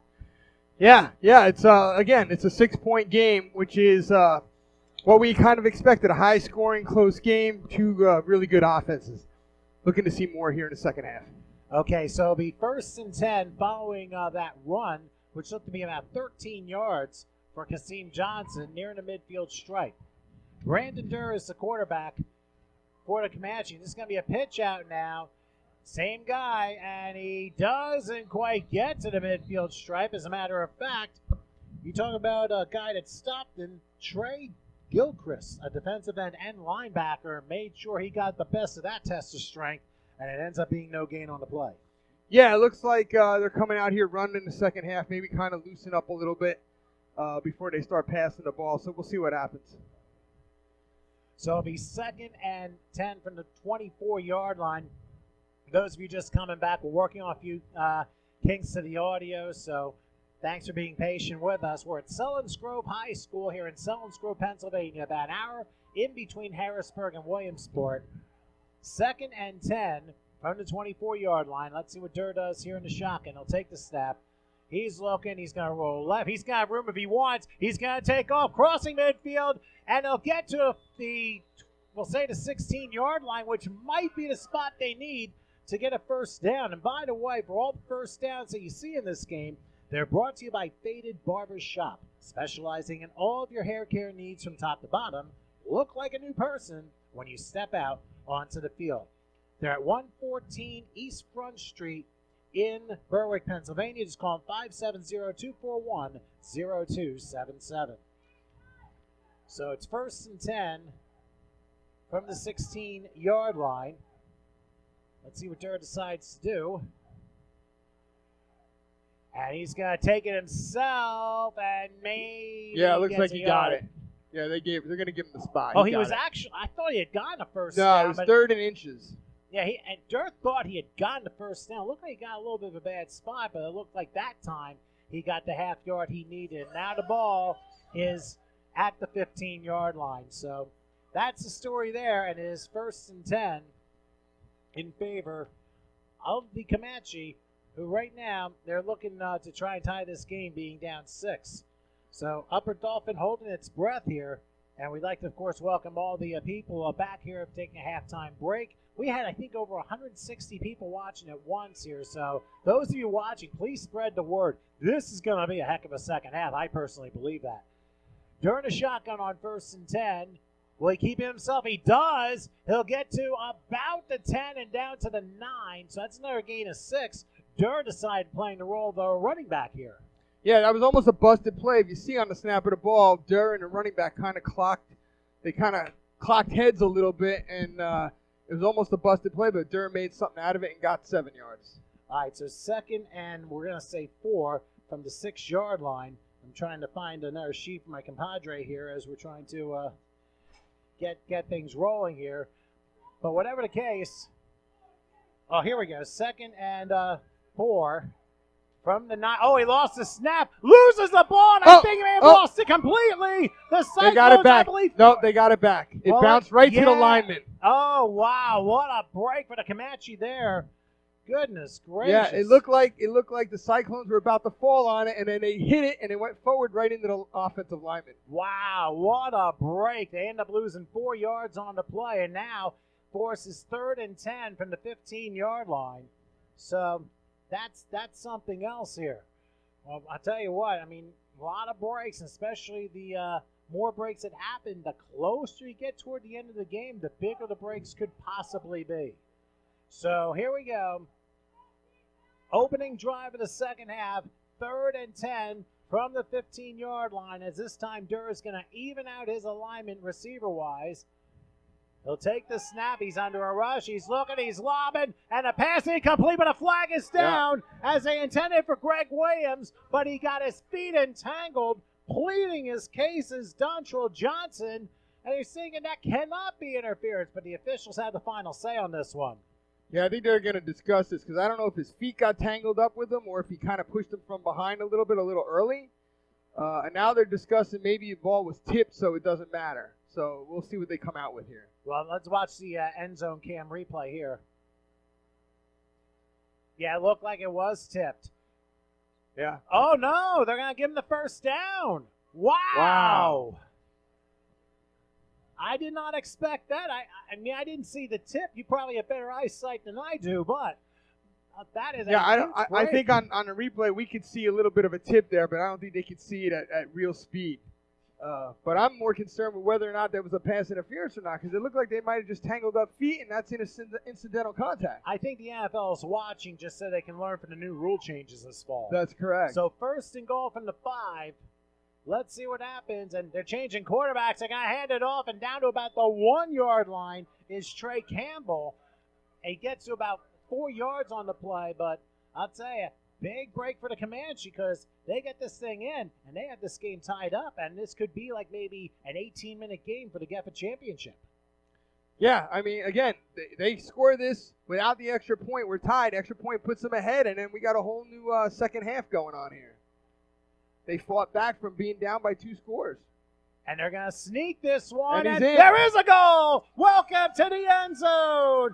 Brandon Durr has tied the game up on a 1-yard score. A quarterback sneak. I'll tell you something. The Cyclones, they've won 50 straight. And now all of a sudden they're like, uh-oh. We're in a tie game with a conversion still to happen. Yeah, here's the thing with Cyclones, right? They've been in this spot before. This happens a lot. They play in a lot of close games, and being veterans and winning these championships, they'll settle down, they'll play hard, and they'll stay in this game. It comes down to who's going to make that final play, I think, here in this game. I think we're going to see that at the end of the game. Whoever has the ball last might be the winner. You might be right here, and we'll show you the replay of that score after the conversion. Now, the Comanche with a chance to take the lead on the conversion. Remember, a run is 1 point, a pass is 2.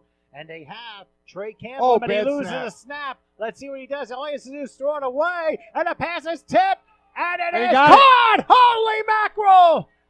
It was grabbed by Dwayne Lee for 2 points. Sure played a mean pinball, just like the Selinsgrove High School band played the Who. Don't get those Who's on First jokes started, but the Comanche have taken a 2-point lead. Let's look at the replay of that touchdown first of all. Actually from the end zone cam. Yeah, so here you go.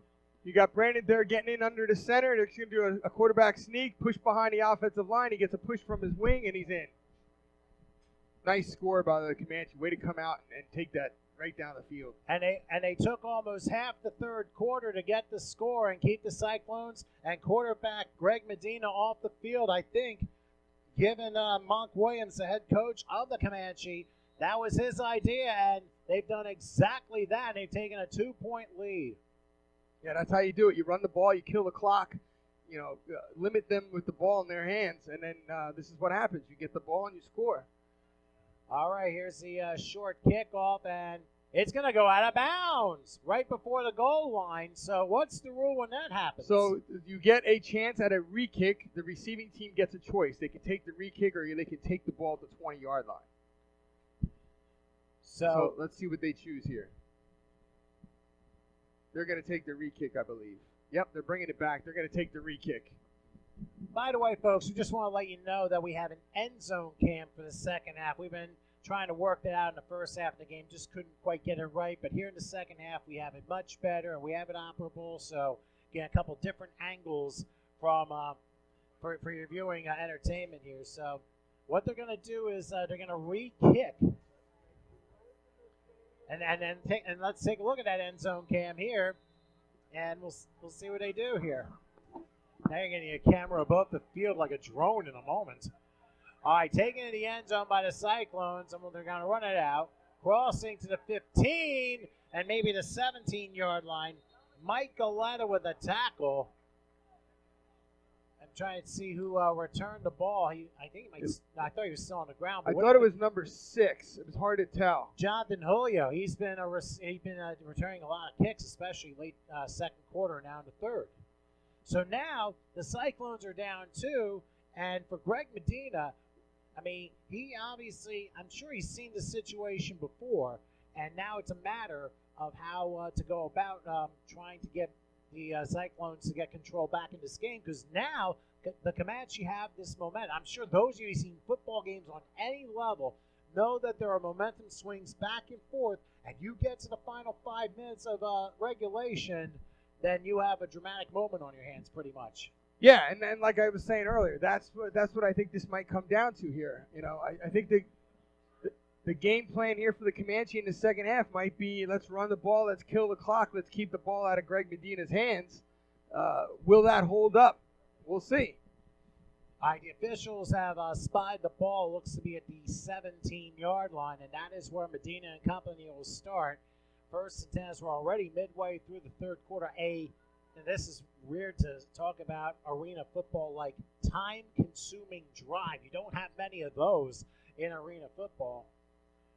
But right now, the Comanche using it to their advantage. Now the officials are discussing. While they discuss, I'll discuss that the touchdown that was scored by Durr was sponsored by DMB Signs. When you want quality, as that score was, call DMB Signs at 814-386-3659. They're located at 7045 Junior Valley Pike in Alexandria, Pennsylvania, creating quality signs, graphics, decals, and apparel at affordable prices. Now, the officials are still discussing, so we'll mention the Thunder Tats studio. We're inside the Thunder Tats studio here because they are in Phillipsburg, Pennsylvania at 1836 Port Matilda Highway, a versatile tattoo studio with a private piercing room. They're primarily taken by appointment only, but they will take walk-ins as openings are available. You can call them for an appointment, 814-342-7047, or email them, thundertatsstudio@gmail.com, and their office hours 12 to 9 p.m. All right, Medina at quarterback. They go far side, couple receivers, first and 10, ball at the 17-yard line. Medina will wait for the snap. They're going to go regular motion, and then he takes it himself. He'll have some room to about the 20, but that is about it. Good tackle by Jordan Bell. A gain of 3 on the play. We forgot to also mention the Faded Barbershop, which specializes in eyebrow shaving, hot towel straight, razor clean shave, beard lineup, regular veterans haircut. I think they do this on Sundays. There's also a senior citizens haircut, custom hair design haircut, men's, child's, and women's shampoo and haircut, men's head shave. I'm sure that Frank knows that very well on the head shave. Yeah, I do it myself, so I don't have to pay. Well, they're located at cheap. They're at 114 East Front Street in Berwick, Pennsylvania. Call them 570-241-0277. All right, second and 7 from the 20-yard line now, as the Cyclones down 2 look to try and get back in front here.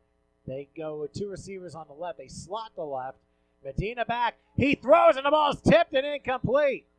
He was hit, but again, Jordan Bell. He made the tackle on the last play. He tips the Medina pass, and now 3rd and 7. I think the Comanche saw something, and of course, head coach Monk Williams saw something and say, hey, you know what? Let's work on this, and right now it's working. Yeah, it looks like the nose guard and the right end did a stunt. They crisscrossed.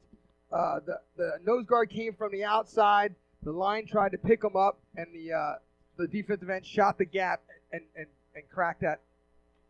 Anyway, by the way, from our Facebook feed, crazy shouts to LaShawn Brown checking and saying, we got a great game tonight.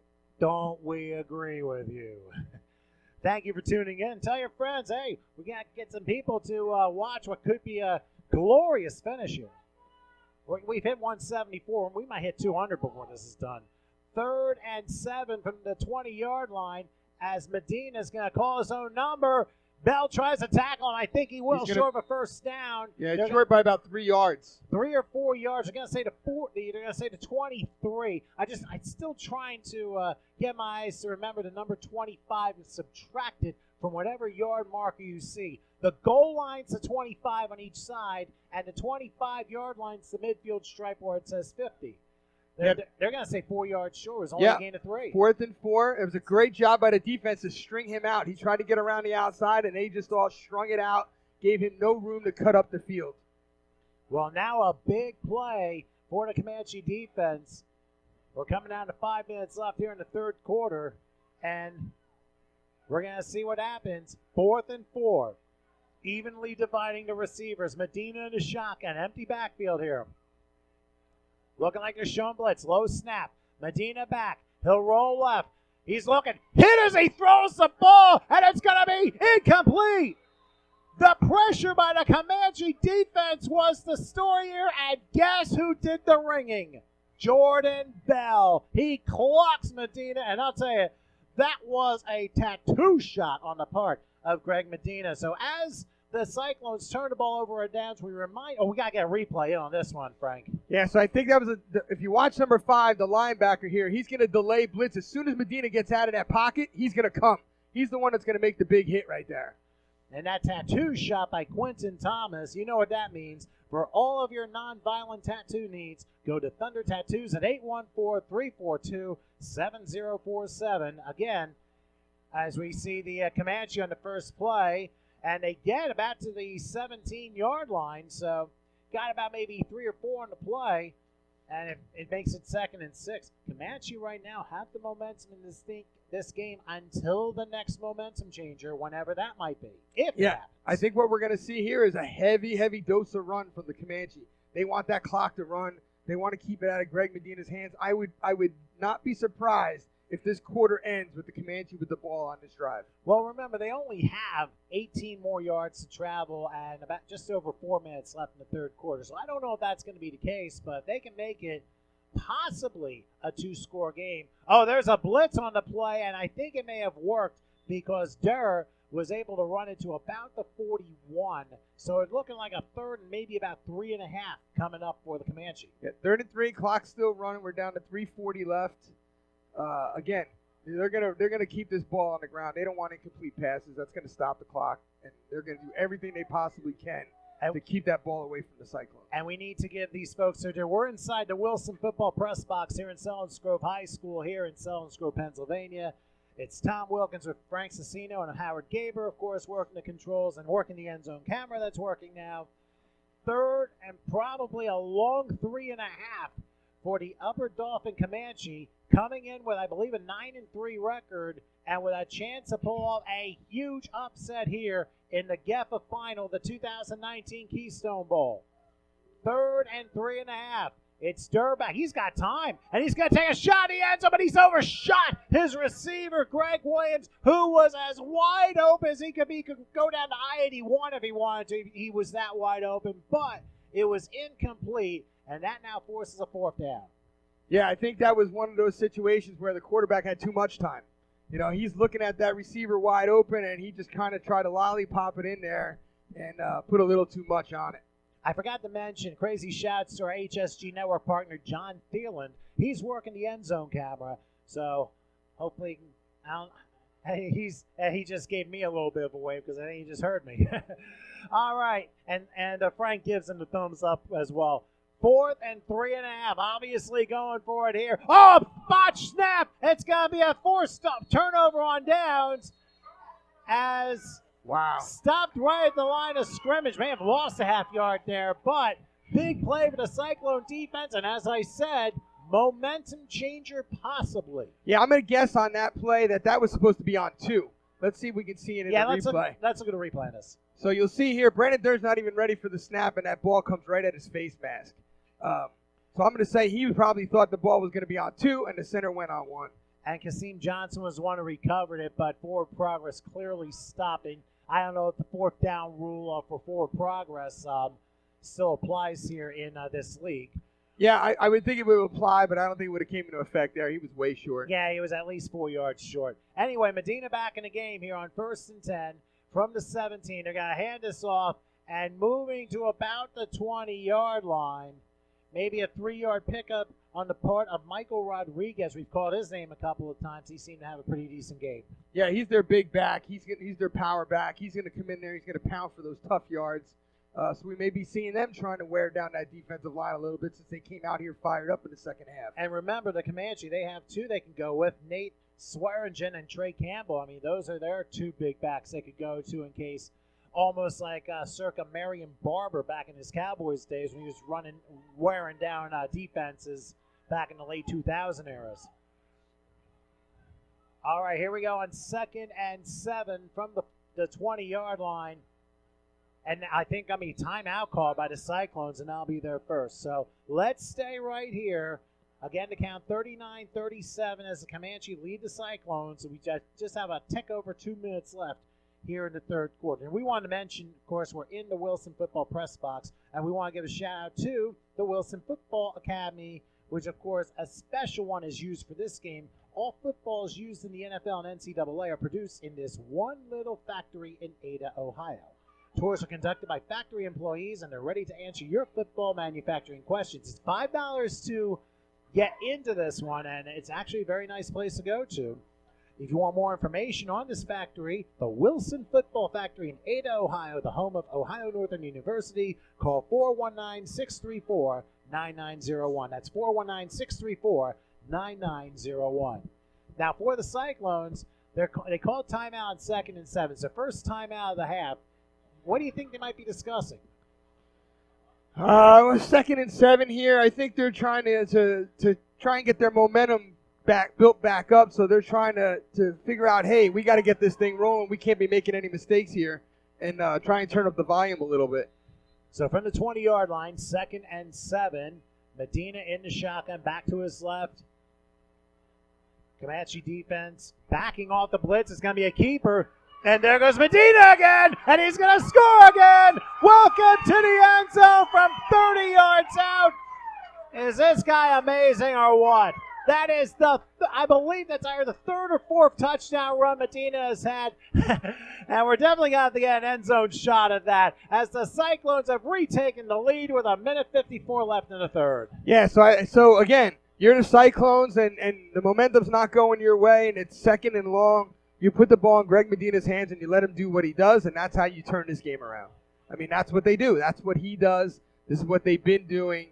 You go to your bread and butter when it's time. And we will get the instant replay after the conversion from the end zone camera. We weren't able to do that in the first half, but here in the second half, we definitely got this. Now, I mean, this is going to, I think, we've already checked it out. I think it's going to be a good angle to see where the blocks came from. But here's the conversion. With the Cyclones now up 4, let's see what Medina decides to do. They'll go heavy on the near side and the receivers. We'll see the Comanche blitz. Good snap, Medina back. He throws a little wide of his receiver, incomplete, so the conversion fails, and the Cyclones lead is only 4. Let's go and look at that replay on that touchdown yet again by Medina. Yeah, so here's going to be the snap. Medina calls his number. They're going to go off left tackle. You got the tight end there. The linebacker steps inside, kind of takes himself out of the play. Medina hits the crease, and there's nobody there because they're in man coverage. They got no safety deep to help out over there. And very nicely done. And I mean, there's been 7 scores in this game, and I think Medina's been involved in 6 of them. For sure. He's run for 4. He's thrown for 2. I mean, there have been just some spectacular plays here. Of course, he ran a 39-yard score. That one was 30. I mean, I think if the Cyclones win, he's the MVP hands down. Here's the kickoff, and it goes out of bounds. So they're going to try it again, I think, unless the Comanche decide we'll take it somewhere else. Yeah, let's see what the flag's out, so they're going to call re-kick. Okay. Let's see. By the way, that touchdown by Medina, again, sponsored by DMB Signs, who have gotten a lot of coverage thanks to all these scores today. When you want quality, as that score was, and all the other scores were too, call DMB Signs at 814-386-3659. Creating quality signs, graphics, decals, and apparel at affordable prices. And they're located at 7045 Juniata Valley Pike in Alexandria, Pennsylvania. Again, their number, 814-386-3659. All right, here comes the re-kick from the goal line.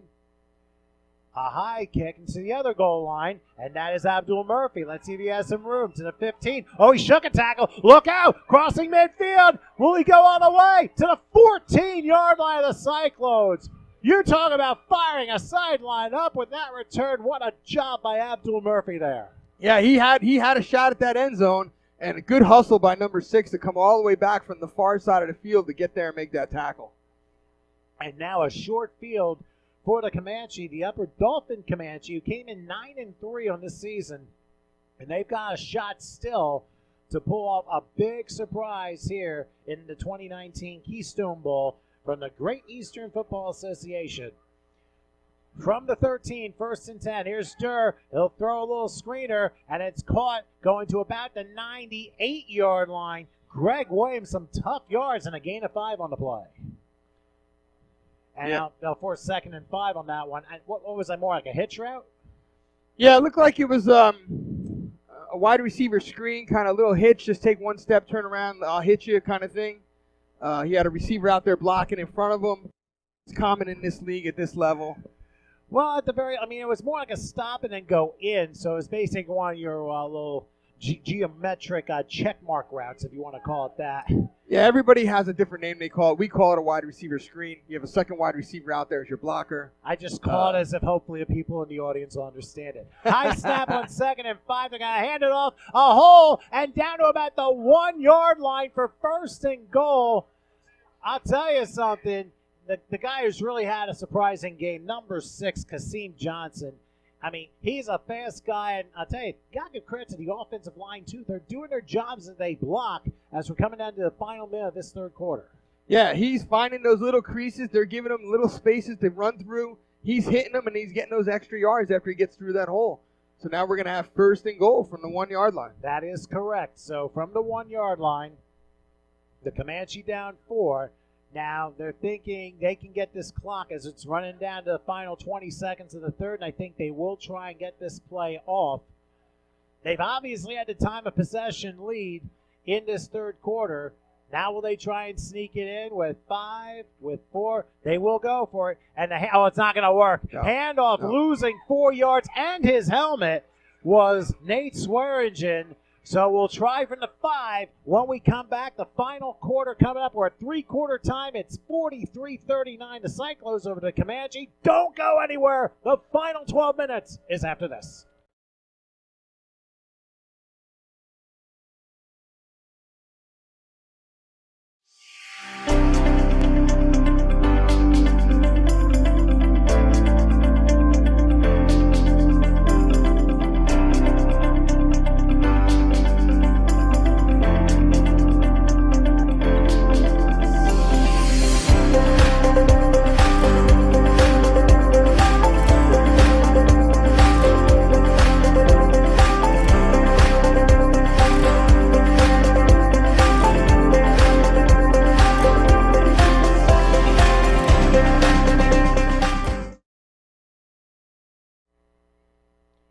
Back here at Selinsgrove Area High School here in Selinsgrove, Pennsylvania, located like midway between Harrisburg and Williamsport.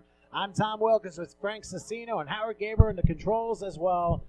12 minutes to play in the 2019 Keystone Bowl, the Great Eastern Football Association Championship game. And right now we have a story, and those of you who are watching this game, you may want to tell your friends to come watch, because right now The Lancaster Cyclones are up 43-39 over the Upper Dauphin Comanche. It's a 4-point game and a 50-game winning streak on the line here in Central Pennsylvania. Second and goal from the 5. Let's see what Durr does. He's going to flip around to the left, make it for one tackle and a goal! Welcome to the end zone. Kasim Johnson from 5 yards out. And on the first play of the final quarter, the Comanche regain the lead. Back and forth we go. This sounds like the slowest tennis match in history, but we're enjoying it. Yeah, this is exciting. Kasim is having a great game. He's completely taken over on the ground right now.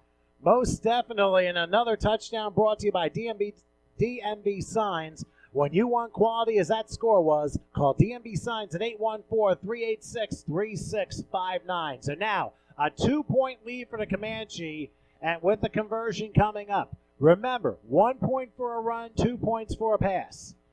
I'd like to remind our new viewers that so you know what's going on. Here's Sturr going back. He's under a rush. He's going to lob it, and it ends up being incomplete. So the conversion fails, and the Comanche keep that 2-point lead. Let's see the replay of the touchdown here, Frank. From the end zone cam. Yeah, so here you go. Kasim's in the back. Sweep left. Breaks the tackle there. And then walks right in, untouched. It just seems like the sweep play has worked very well for both teams, especially the Comanche, because their blocking has been quite good in this particular game. They have thrown the Cyclones off kilter here. And considering this is a team, the Cyclones, playing in its 6th consecutive Keystone Bowl GEFA final, they've won 4 of the last 5, including 3 in a row. In 2015, I kind of forgot to mention this. They lost to, I believe it was Dubois, D-U-B-O-I-S, however it's pronounced. They lost to that team in the championship game. Now a short kickoff, which will be taken at about the 5-yard line by the Cyclones, and trying to get out of the way. Oh, a big collision. Wow. Usually it's the receiver that goes down. It was the defender that went down. Whatever that big hit was, boy, that was a tattoo job. And by the way, for all of your nonviolent tattoo needs, go to Thunder Tattoos at 814-342-7047 while we get an end zone replay of this. Yeah, so here's your kick. Left side return. He cuts it up the middle. And then there's the big hit. He just put his shoulder right into the chest of the defender. The defender brought him down, but he fell on his back. Sure did. That was Kevin Kelly on the return, by the way. So the ball is started at the 20-yard line.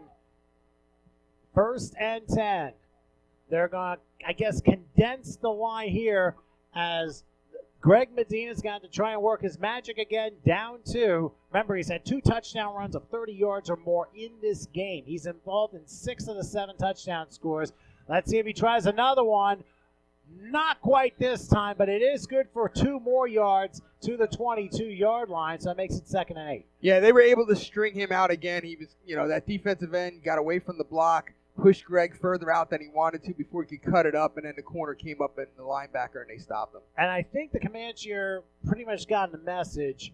Don't let Medina beat you with his legs. Make him beat you with his arm, because if you put enough pressure on him, then that's when the passes go awry. Remember, the Cyclones turned the ball over the first 2 times they had the ball. Remember, the opening kickoff of the game, they fumbled it, and their first real possession of the game, they threw an interception in the end zone. So here's 2nd and 8 from the 22-yard line. Medina will take the snap. He's looking. He's going to lob it deep, and it is. Oh, is it caught? Yes. Yes, it is. Yes. Welcome to the end zone. That was now he had to be with his arm, too. And guess who? Michael Stum. He made that remarkable catch in the first half and almost that coast-to-coast Hail Mary. And now he gets a 28-yard touchdown strike, and the Cyclones are in the lead again. Yeah, so it was great coverage by the defender. He actually had his hand in between the receiver's hands, and the ball came in, and he tried to pull it out, and the receiver just pulled that thing right in and wouldn't let him get it loose. That was a great catch by the receiver, and he fell into the end zone. All right, so it'll be conversion time as now the Cyclones are up 4. Boy, how are we going to keep up with this? I mean, this is almost like, as my son would say, the Atlantic City jackpots. He's trying to put his own, cyber baseball league together. But anyway, 2-point conversion coming as Medina fires it, and it is caught for the 2 points. And this one was by Matthew Tavares, and now it's a one-score game at 51-45. Why don't we take a regular replay of this one, Frank, on that touchdown catch?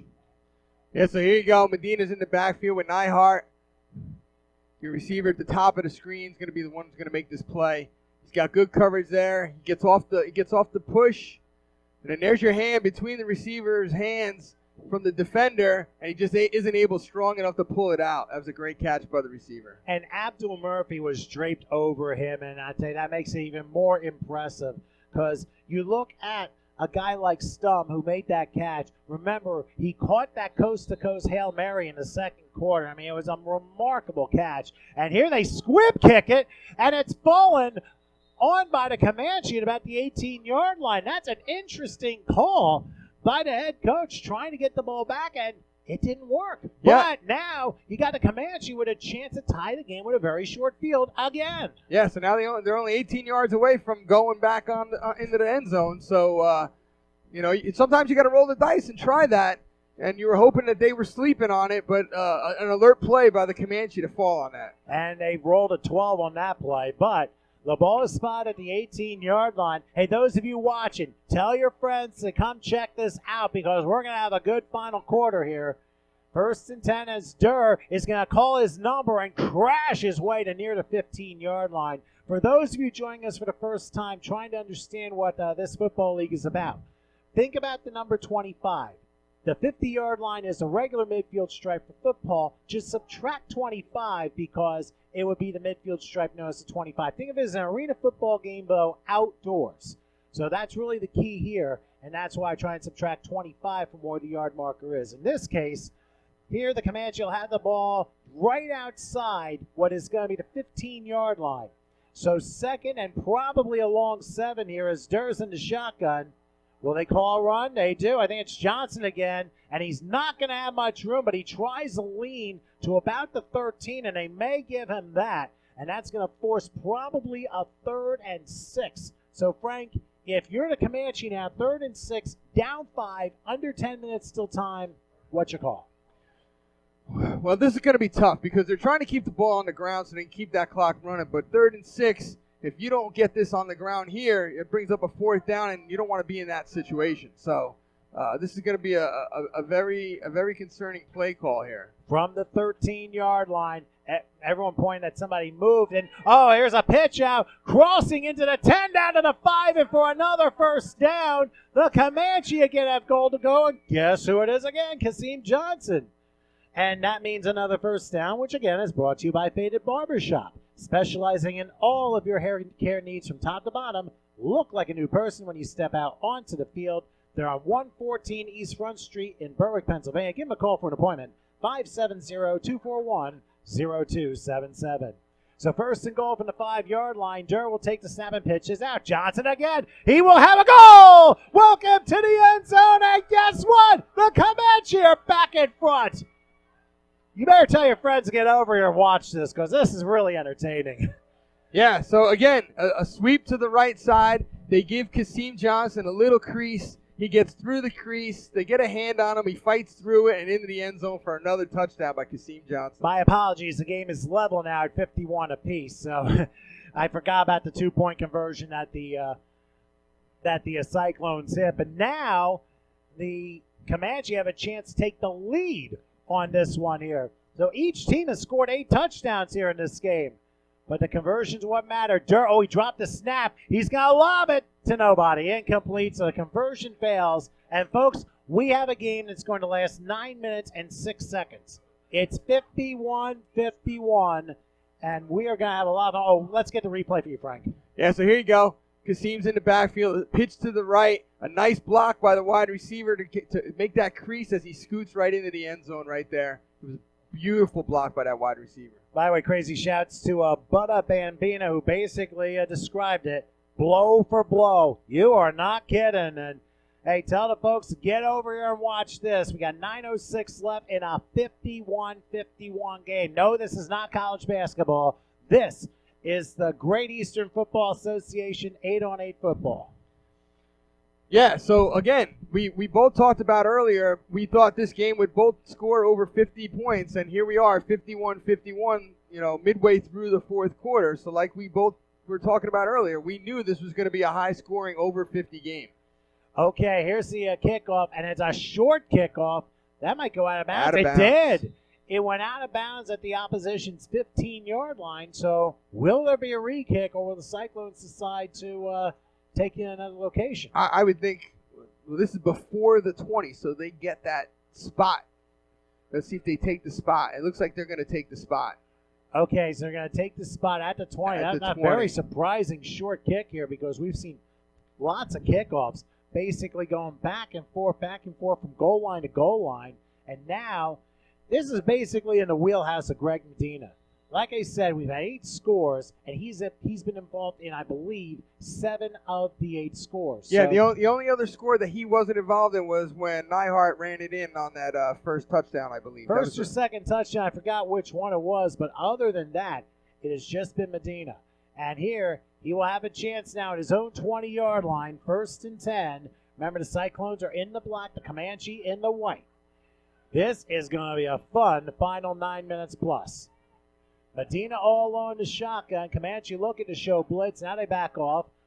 Back goes Medina. Late rush. He's going to roll to his right. Let's see if he runs. He's going to fire it. And the pass is caught.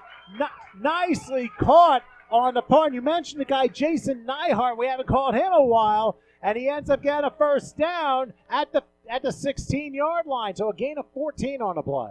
Yeah, I was watching that Jason Neihart on that play. He came in on a crackback motion like he was going to hit that defensive end, and he just scooted past him and came across the field.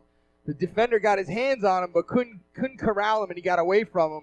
And he came all the way across the field to make that catch. It was a great job by Medina to wait for him to get over there. I just noticed on Facebook Live over 200 people watching. How about you 200 people tell your friends to come tune into this one, because this is a great game.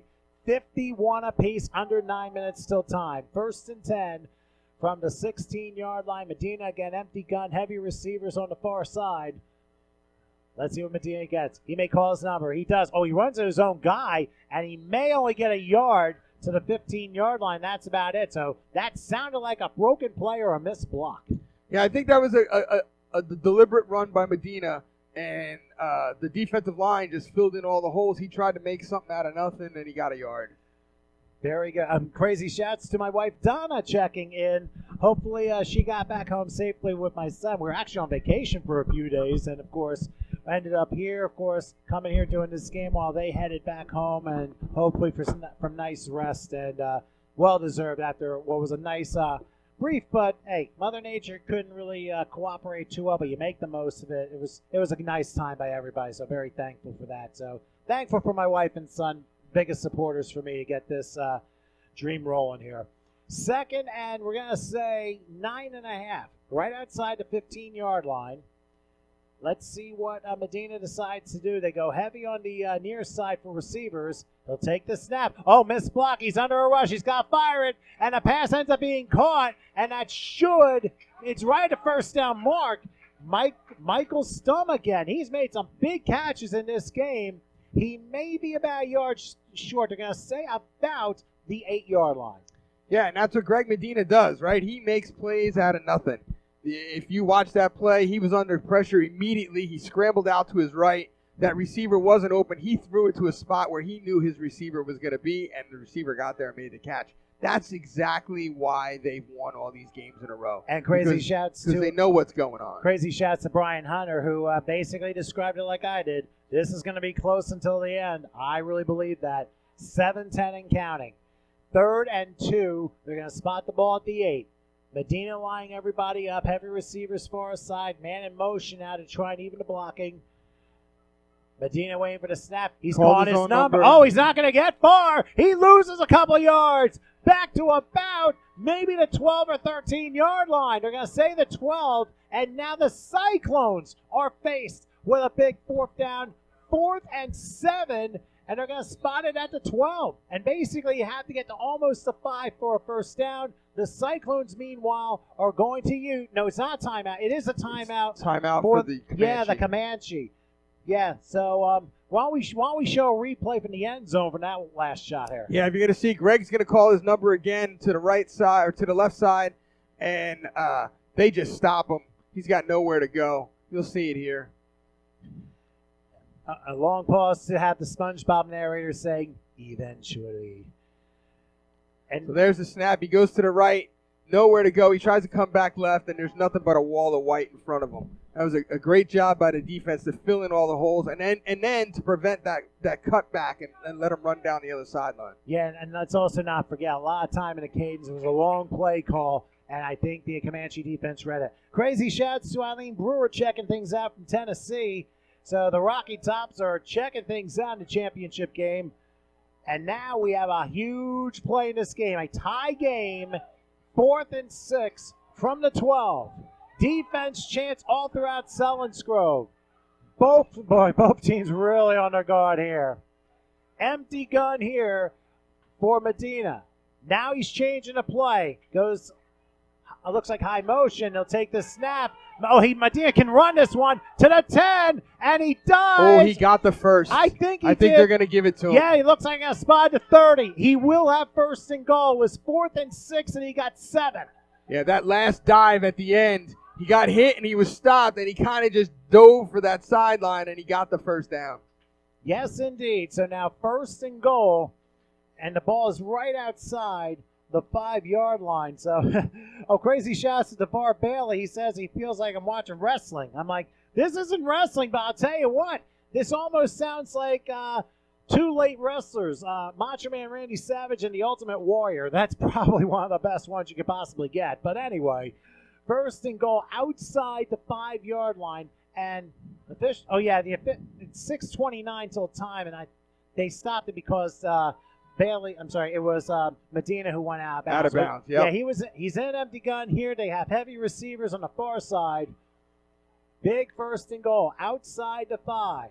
Yeah, they got an offensive lineman as their tight end, so they And were he's going to run running all the it, way. and he's going to score again. Welcome Yeah. to the end zone. Again, Greg Medina, another score to put the Cyclones back in the lead. Can you catch your breath on this one?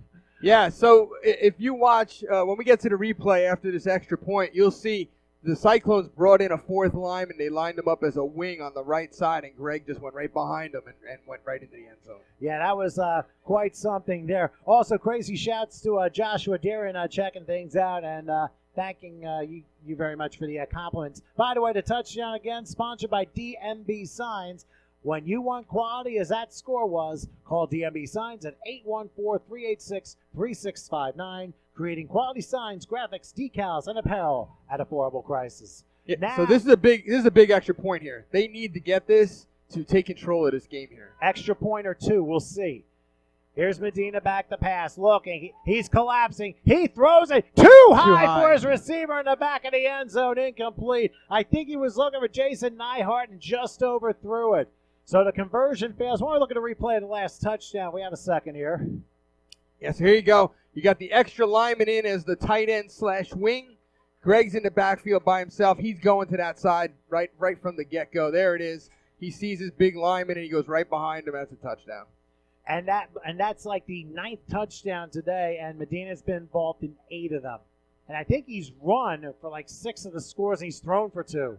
Yeah, I listen. If they win this game, he's got to be the MVP, right? I mean, I can't see anybody else getting it right now. Well, and crazy shouts to John Saia, who's telling me I need a new scoring line, but hey, that's been my line forever. Sometimes you get games that end 6-0, and you don't get the chance to say that. But when you have scores left, right, and the other, I mean, what are you going to do? Hey, have fun with the broadcasting. I mean, that's all you can do. So, but thank you so much for checking in. But anyway, it's going to be first down for the Comanche. And I think they're going to spot. I think it must have missed a kickoff. The kickoff went out of the end zone. It was a squib kick and went all the way down the middle of the field. Nobody could get it. It went out of the back of the end zone. Okay, so touch back to the 10-yard line. So it's first and 10. Teach me to keep my eyes on the game and not the Facebook scroll. I got your back, partner. Here's Stir, who nearly bobbled a snap, and he's going to go down thanks to the blitz. And that was Frankie Camacho, the defensive end, who caught that extra half second and a missed block, and now heavy pressure by the Cyclones forces a 2-yard loss. Yeah, I don't know what's going on with the snap with Durr, but they've had problems all day with this, and that's costly because let's watch the replay real quick. That little bobble's what's costing them this game right now. There it is, the little bobble. The defensive end comes in off the outside and gets him while he's trying to get control of that ball. Yeah, but in fairness, let's also not forget that this has happened a little bit with the Cyclones as well, but it's happened more with the folks from Upper Dauphin here. 2nd and 12. It's going to be a pitch out and going. There to goes the 10, Kasim down to the 17. He's able to get to a good 3rd down range. Once again, Kasim Johnson for a gain of 9. He's still 3 yards shy of a first down, but they spot the ball at the 17-yard line. So this is a big, big moment here, as right now the Comanche, I mean, they have hung in this game, and we thought that they were going to throughout this whole time. You're talking about a Cyclones team who's won 50 straight games. They've been unbeaten basically three straight years, and this looked to be 4. And now, here is a moment here for the Comanche, 3rd and 3 from the 17-yard line. During the shotgun, looking to pull something off. He takes the snap, has a little time. He'll fire. It's caught. Getting to the midfield stripe and down to the 20 of the Cyclones. A first down, and the key player that time was Trey Campbell to move the chains. Yeah, that's a great job by Trey Campbell. He got open. Brandon was looking at him the whole way. Fired a nice strike right to him in stride. He turned it up, got the first down, and got some extra yards. And that first down brought to you by Faded Barbershop, specializing in all your hair care needs from top to bottom. Look like a new person when you step out onto the field. And, of course, they're on 114 East Front Street in Berwick, Pennsylvania. Call them 570-241-0277. Crowd really getting into it. Inside the 20-yard line. 1st and 10 for Durham, the Comanche, and a delayed pitch out, and reversing gears is Johnson, but he's not going to get much of anything. He ends up losing about 1.5 yards. So yeah, that's a great job by the defense because he cut back on that, and he had a clear shot to run down the other sideline. And whoever that defensive person was that got his hand on him slowed him down a little bit, and then he waited for help to come in and finish it off. And the fans are really into this. And if you're wondering why the video is vibrating a little bit, it's because the upper level of the stands and the bleachers are shaking, and that's causing the camera to shake just a little bit. Just bear with us here. Our whole booth is shaking right now. Well, that tells you how loud Sullen's Grove is. 2nd and about 11.5. And there's, Downey's going to go back in their own side. Another huge Cyclone play, as there's a huge sack on the play. And I think, once again, Matthew Tavares was in on it. Yeah, so again, that's four rushers by the Cyclones putting pressure on Brandon Durr. And Brandon Durr broke away from 2 tackles but couldn't get away from the 3rd. They just too much, took him down. All right, so now this is going to be a huge play, and as for the Upper Dauphin Comanche, they're really up against it here. They have 3rd and probably 18 from their own 22-yard line. 2:45 and counting in the 2019 Keystone Bowl. It's getting loud here, as Jennifer Lopez once said. Durr takes the snap. He's under a rush. Throws the screen, and it's deflected, incomplete.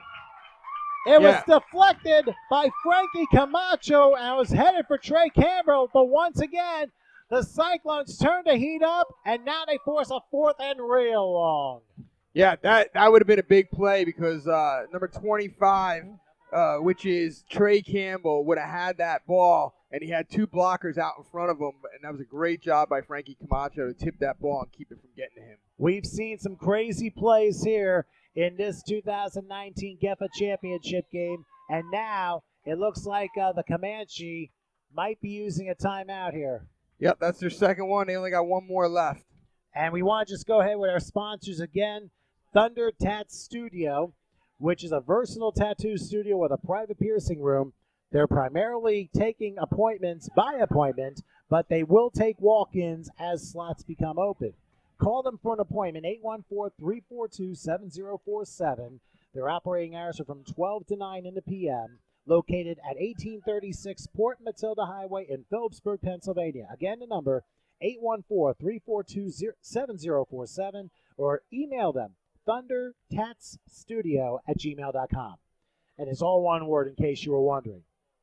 And I'm telling you right now, what do the Comanche call on this 4th and 18.5? Man, this is tough, right? So you don't have a play in your pocket that says, oh, if it's 4th and 18, this is what I'm going to use. As a coach, you don't think that way, but you got to have something that's a long yardage play that's going to get you this first down. This is a really, really big play with only 2:32 left in the game. And now, hey, I tell you, it was shaking out in Franklin Township. Now it's shaking here in Selinsgrove here, as Dave Sturchill would put it.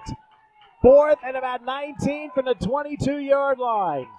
Durr in the shotgun. Loses a snap. Now he's got to pick up and throw it. He better hurry. He gets by a couple tacklers. He's running, but he won't. Oh, he got tackled high, but they're not going to call a foul on that. He's tackled for a loss, and the Cyclones get the ball on downs. Another bad snap, and that could prove fatal for Upper Dolphin. Yeah, I can't figure out what's going on. If it's going through Brandon Durr's hands because the snap's too hard and he's not expecting it. Is it going on the wrong count? I don't know, but they've been having problems this whole second half, and it's costing them the game. Well, I will say this much. When the Cyclones had to step up their defense, they absolutely needed to there, and they did a great job. Now, it's still a one-score game, and right now, you have the Comanche, you have one timeout left. The Cyclones have 2. Now, they're in very good shape here as the ball is spotted at the 17-yard line. Obviously, red zones are much, much smaller in this type of football. Yeah, this is going to be big here. The Comanche need to get a turnover if they're going to try and get the win here. Well, without a turnover, this game's going to be over. Well, stranger things happen in football. 1st and 10 from the 17. Here's Medina. They're going to hand this one off. Oh, breaking a hold to about the 15-yard line, trying to stay in bounds. He will down to that point for a gain of, I believe, 2 on the play. I believe that was Michael Rodriguez on the carry. So 2nd and 8. Now whistle blows out. Yeah, I think the Comanche took their last time out. Yeah, now is there also a 1-minute warning timeout as well? There should be a 1-minute warning. We'll get that when it gets there. That's standard. But they use their last timeout now, so they're out of timeouts. They got to get a turnover here. There's got to be some kind of a turnover to make this thing go their way. Well, you have to remember, it's not over yet.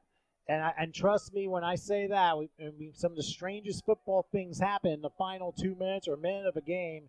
And, I mean, hey, Michigan State, that could be a prime example of that.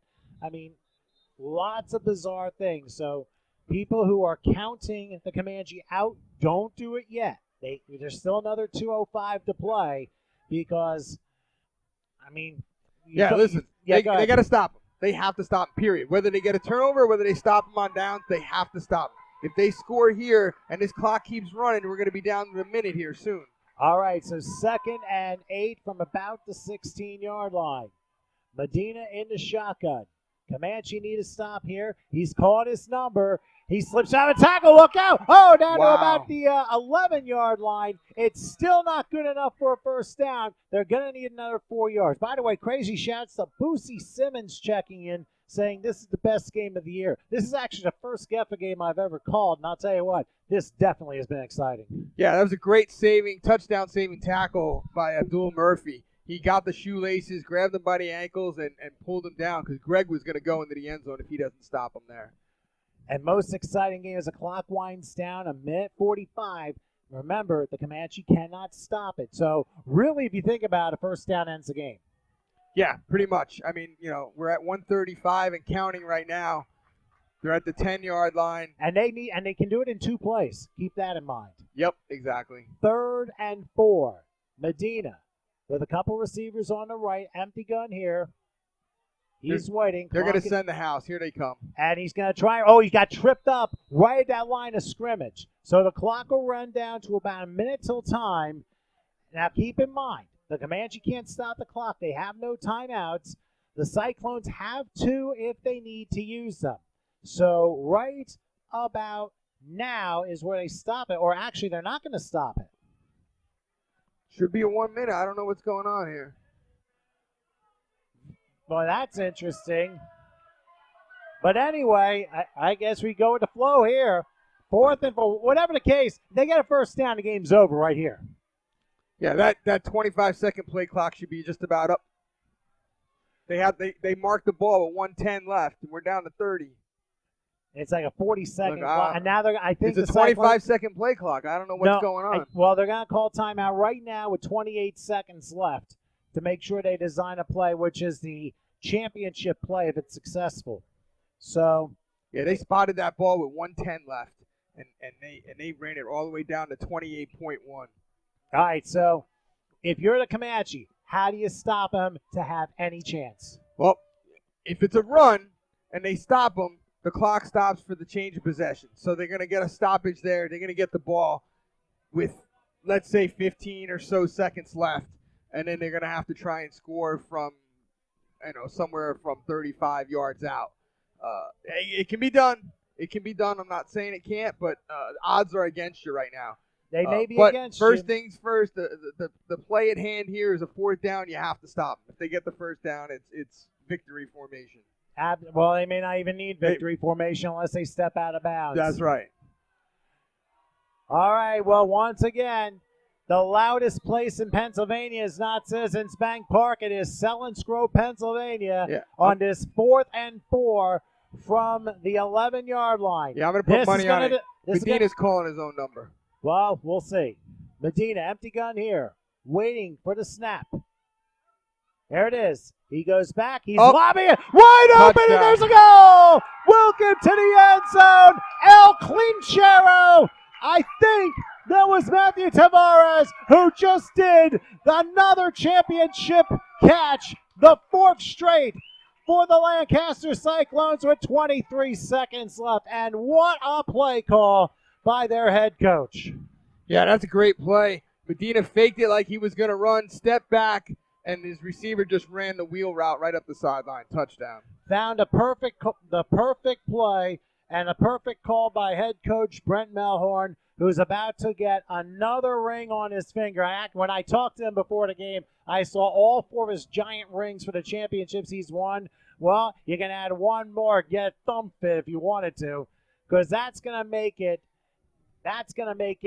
51 straight wins for the Lancaster Cyclones. I mean, it doesn't matter what league you're in, that is an unbelievably impressive run that they have had. I agree. That's a respect to that team for putting that together. That's hard to do, especially at the semi-pro or amateur level, because you have so many changes and turnovers in personnel. That's amazing to do that. And I think what Upper Dolphins done is amazing, too. They're going to go for the 2-point conversion. It's knocked away incomplete. That was knocked down by John Bell, and it was intended for Charles Brooks. So, can we look at the replay for that touchdown one more time? Yeah, let's see it. Again, you're going to see Greg Medina. He's gonna shoot to the left side like he's going to run. He's going to step back, and you see his receiver is going to run a wheel route to the left side corner of the end zone. All right, so there it is. He fakes it. He steps back. He just lobs it up because everybody was coming. They sent the house.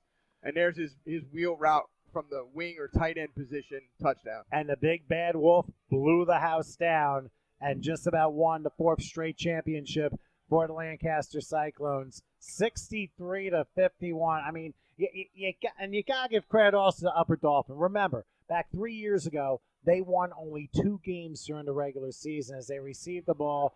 Let's see what happens here as they try and cut through a couple of tackles. Oh, not giving up and getting to about the 22-yard line is Abdul Murphy, who's had a very nice game as with just a tick under 17 seconds left. Remember about the Upper Dolphin program. This is a team who basically mixed a lot of veterans and youth, and they had lots of new talent to work with. As I said, 3 years ago they only won 2 games. And now Monk Williams in his 3rd year has led them to what looks to be the runner-up position in the 2019 GEFA season.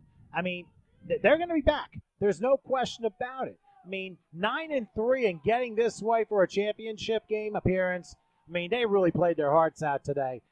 And now they're going to go razzle-dazzle on this play, and it ends up being incomplete. They tried to go razzle-dazzle. Kevin Warren tried to throw a Hail Mary, but that didn't work. Yeah. We're down to 11 seconds left. Ran a double reverse pass, And they're in a prevent defense. They got 3-4 guys deep just waiting for that ball. So unless he was going to throw it short and maybe pitch the ball down the field a couple times, that was the only way they were going to complete that thing. And one more crazy shout to Ashton Stormfeld, who said respect to both teams.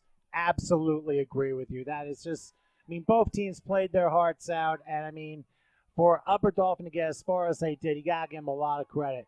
And now here's another deep ball for the Hail Mary. Ooh, and he almost caught that. He came close. It's Yeah. incomplete. 6 seconds left. And once again, it was Kevin Warren who tried that Hail Mary pass, but that didn't quite work. So I guess it looks like Upper Dolphin the Comanche will try one more time to get some more points before this is all done. But I'll tell you what, if there's a turning point in this game, it's when the Cyclones stepped up when they needed to on defense to shut down the Comanche in what could have been a game-tying scoring drive. Yeah, I agree. The Comanche came back and tied this thing up at 51-51, and then Greg Medina takes them down the field. They score, and then the second touchdown obviously was because of the turnover. There's a flag down as Warren takes off, and they'll get pushed out of bounds. .1 they're going to call here with like on the 1 clock. second left. I don't know why. The thing is, I'm not used to tenths of seconds in a football game, but whatever the case, it's not going to matter anyway. There is a flag down, and it's basically on the far side of the field. Yeah, I don't know if it's It's offside against the Cyclones, like it matters at this point, but it'll make one more shot to see if the Comanche can get closer in the final score department. Yeah, I think you decline that penalty. You take the play because you're at the 10-yard line now. You got 0.1 second left.